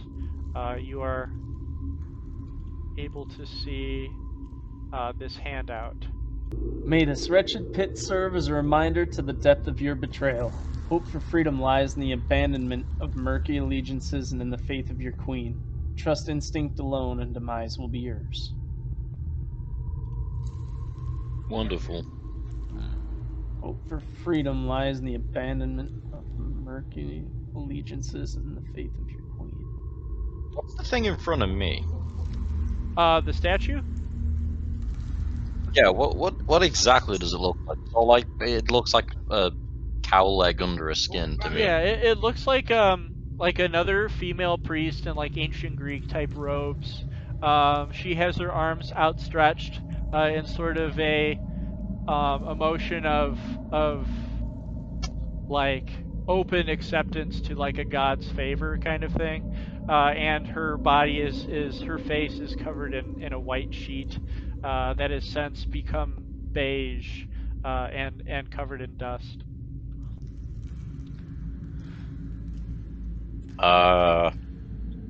Shit. And you can see beyond this portcullis is a long hallway that turns to its right. So you can just see stone in front of you, and you can see that if you were to go right, you can see more of it, but not from where you're at. I'd like to inspect the barrels.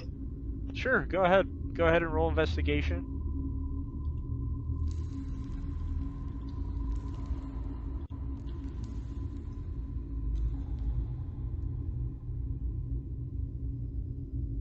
Okay. Besides just it being having hay and broken weapons that are just oxidized as well and not usable, just pure red rust, you are able to find a tucked away spell scroll that is in between all these swords. I'm gonna leave it where it is. I'm not gonna tell anyone else about it. Okay. Can we undrape this other statue by any chance? If you want Or to. is it, sure, why not? Murky Allegiance, is that like the clothes that the skeletons are wearing? Up to you. Whatever you think it means. I will go and have a look. Is that another one of the exact same statues at the back right corner? Back right corner. Where's that at? Bottom right. This? Yo. That's a grate. That is a rusted grate leading to deep, murky water below it.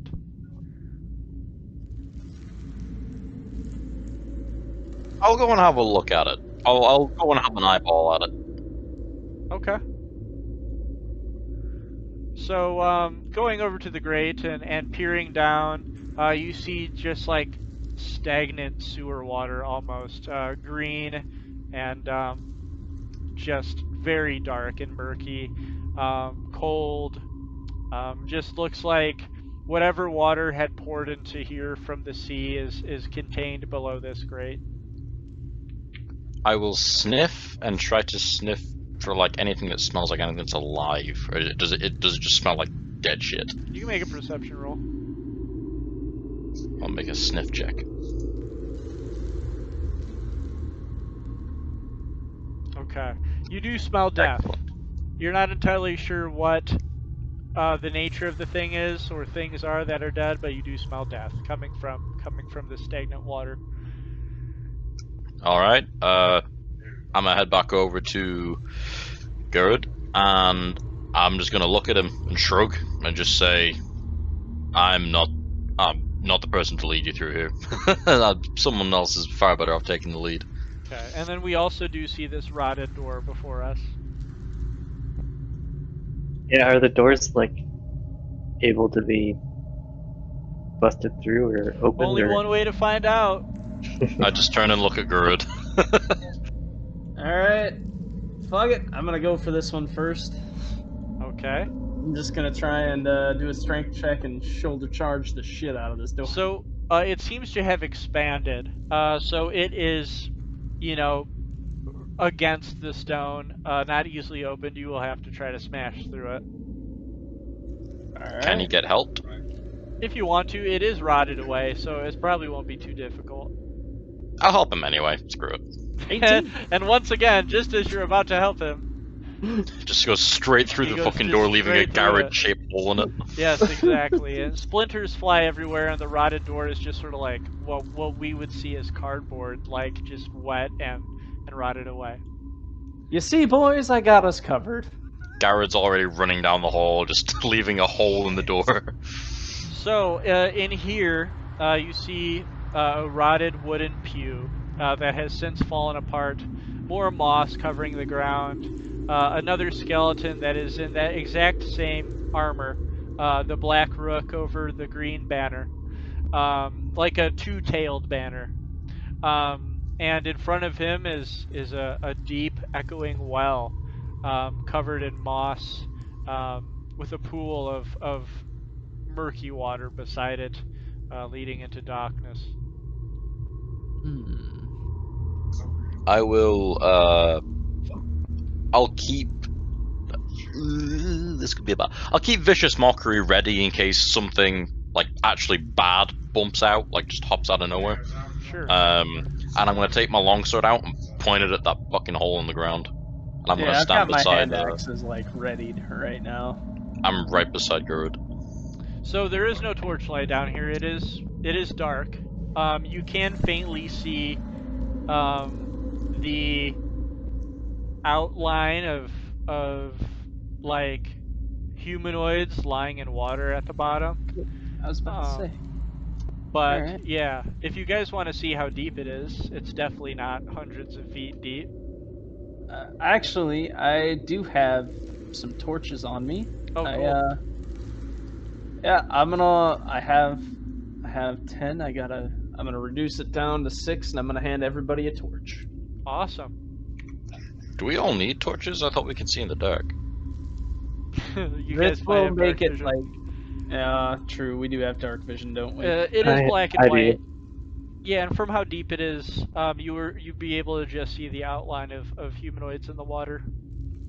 Alright, screw it. Go for it. Yeah, torch to everyone. Okay. I would say it's deeper than 30 feet. But you'd have to, like, do some perceptive shit to see if you can tell just how deep it is. So perception roll, you say? Yeah. Well, let's give her a shot. Am I holding a torch? You are holding a torch. I'll I drop got it an down 11. there. Oh, all So right. once again, you're able to see that it's deeper than 30 feet, but that's about it. It's not looking like a feasible way to go. Did my torch light anything up when it got to the bottom? Okay. You're gonna drop the torch in there? I'm gonna look at Garrett before I do. I'm just holding it over the precipice, just looking at Garrett like. I just I'm kind gonna of sh- shrug. I'm There's still 3 of us with torches. Like, I'm just gonna shrug and. Okay. I'll just drop it. Then Probably yeah, be I easier to will. hold on to him as well. Yeah, I'm gonna start tying the rope around Nerf's waist and just look at her and be like, if anything happens, tug as Not hard our- as you can, and I will pull you on up. I was gonna say it's not our fault, but that too. Okay. So yeah, I would say you guys don't need to make any sort of saves. This is a stress-free situation for the most part, and you are able to carefully lower her down. To which I will reveal another map.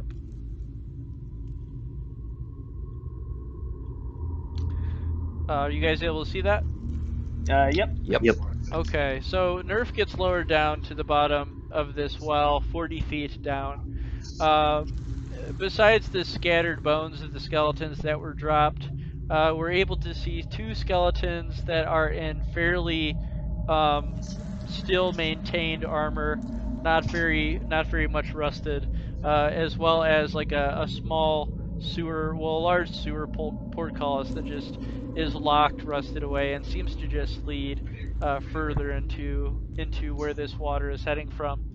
But yeah, we're able to now see that these are humanoid skeletons in different sets of armor. One is familiar to us as the same armor of the skeletons above, and the other one looks just a bit different. All right. They also have packs on them, like satchels on their waists. I'll just lean down and say, "Everything all right?" Yeah. There's some different armor down here. You guys want to pull that up and check it out more? It might be easier for us to just calm down. I don't like the idea of one of us in one place for too long. Yeah, I was gonna Can say. we get back up? I would assume so. Were you wanting to carry them up, or what was it that you were asking or trying to do? Well, I was saying to just pull up the one that's different armor and check it out more up there, but I don't know. I guess I'll look at it closer and see if Sure. You do I have your know torch anything still, by about the it. way. Yeah. Okay, well, if you're wanting to check out the skeleton that looks different, go ahead and roll investigation on it.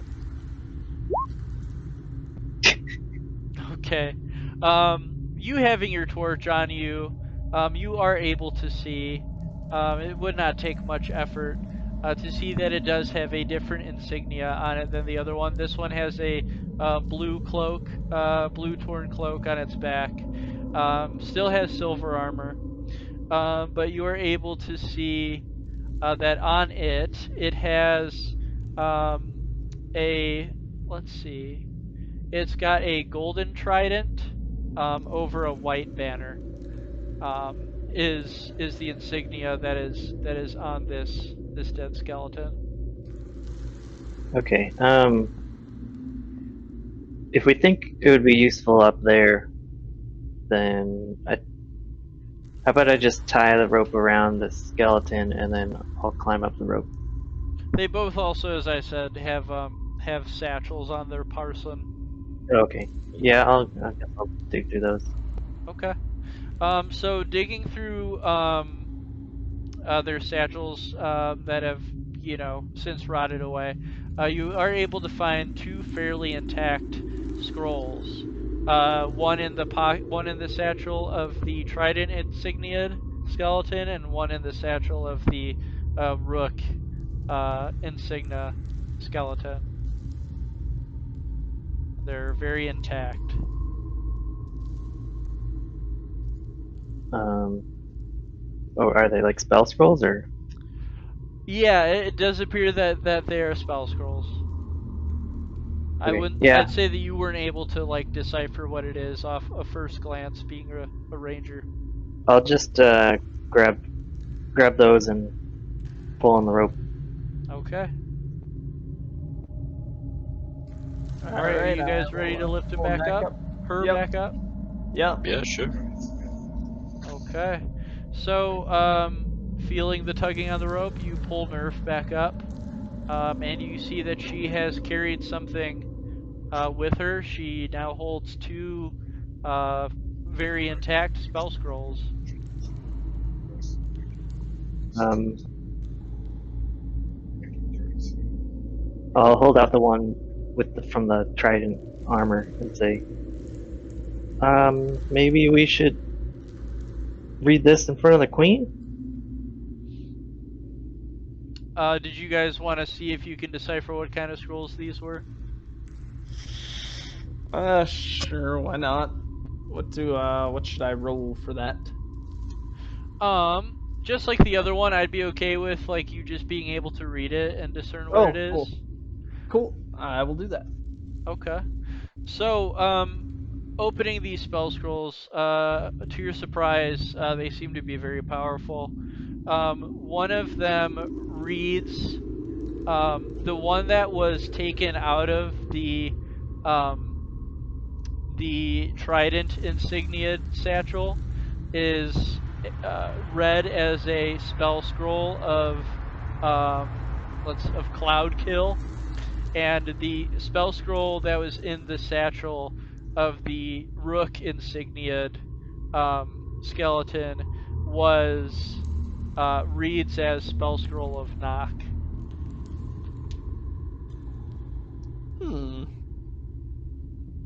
Well, knocking opens a door. And if I you'd think like, Cloud will get you rid of. can go ahead and reference your note once more to see if you're able to get any more insight on what you found here. I feel like we should use Cloud Kill. Yeah, that's what I was about to say, because I think that gets rid of the spell on the other side of the door. Because that's the Queen one. Or Yep. we could knock on something.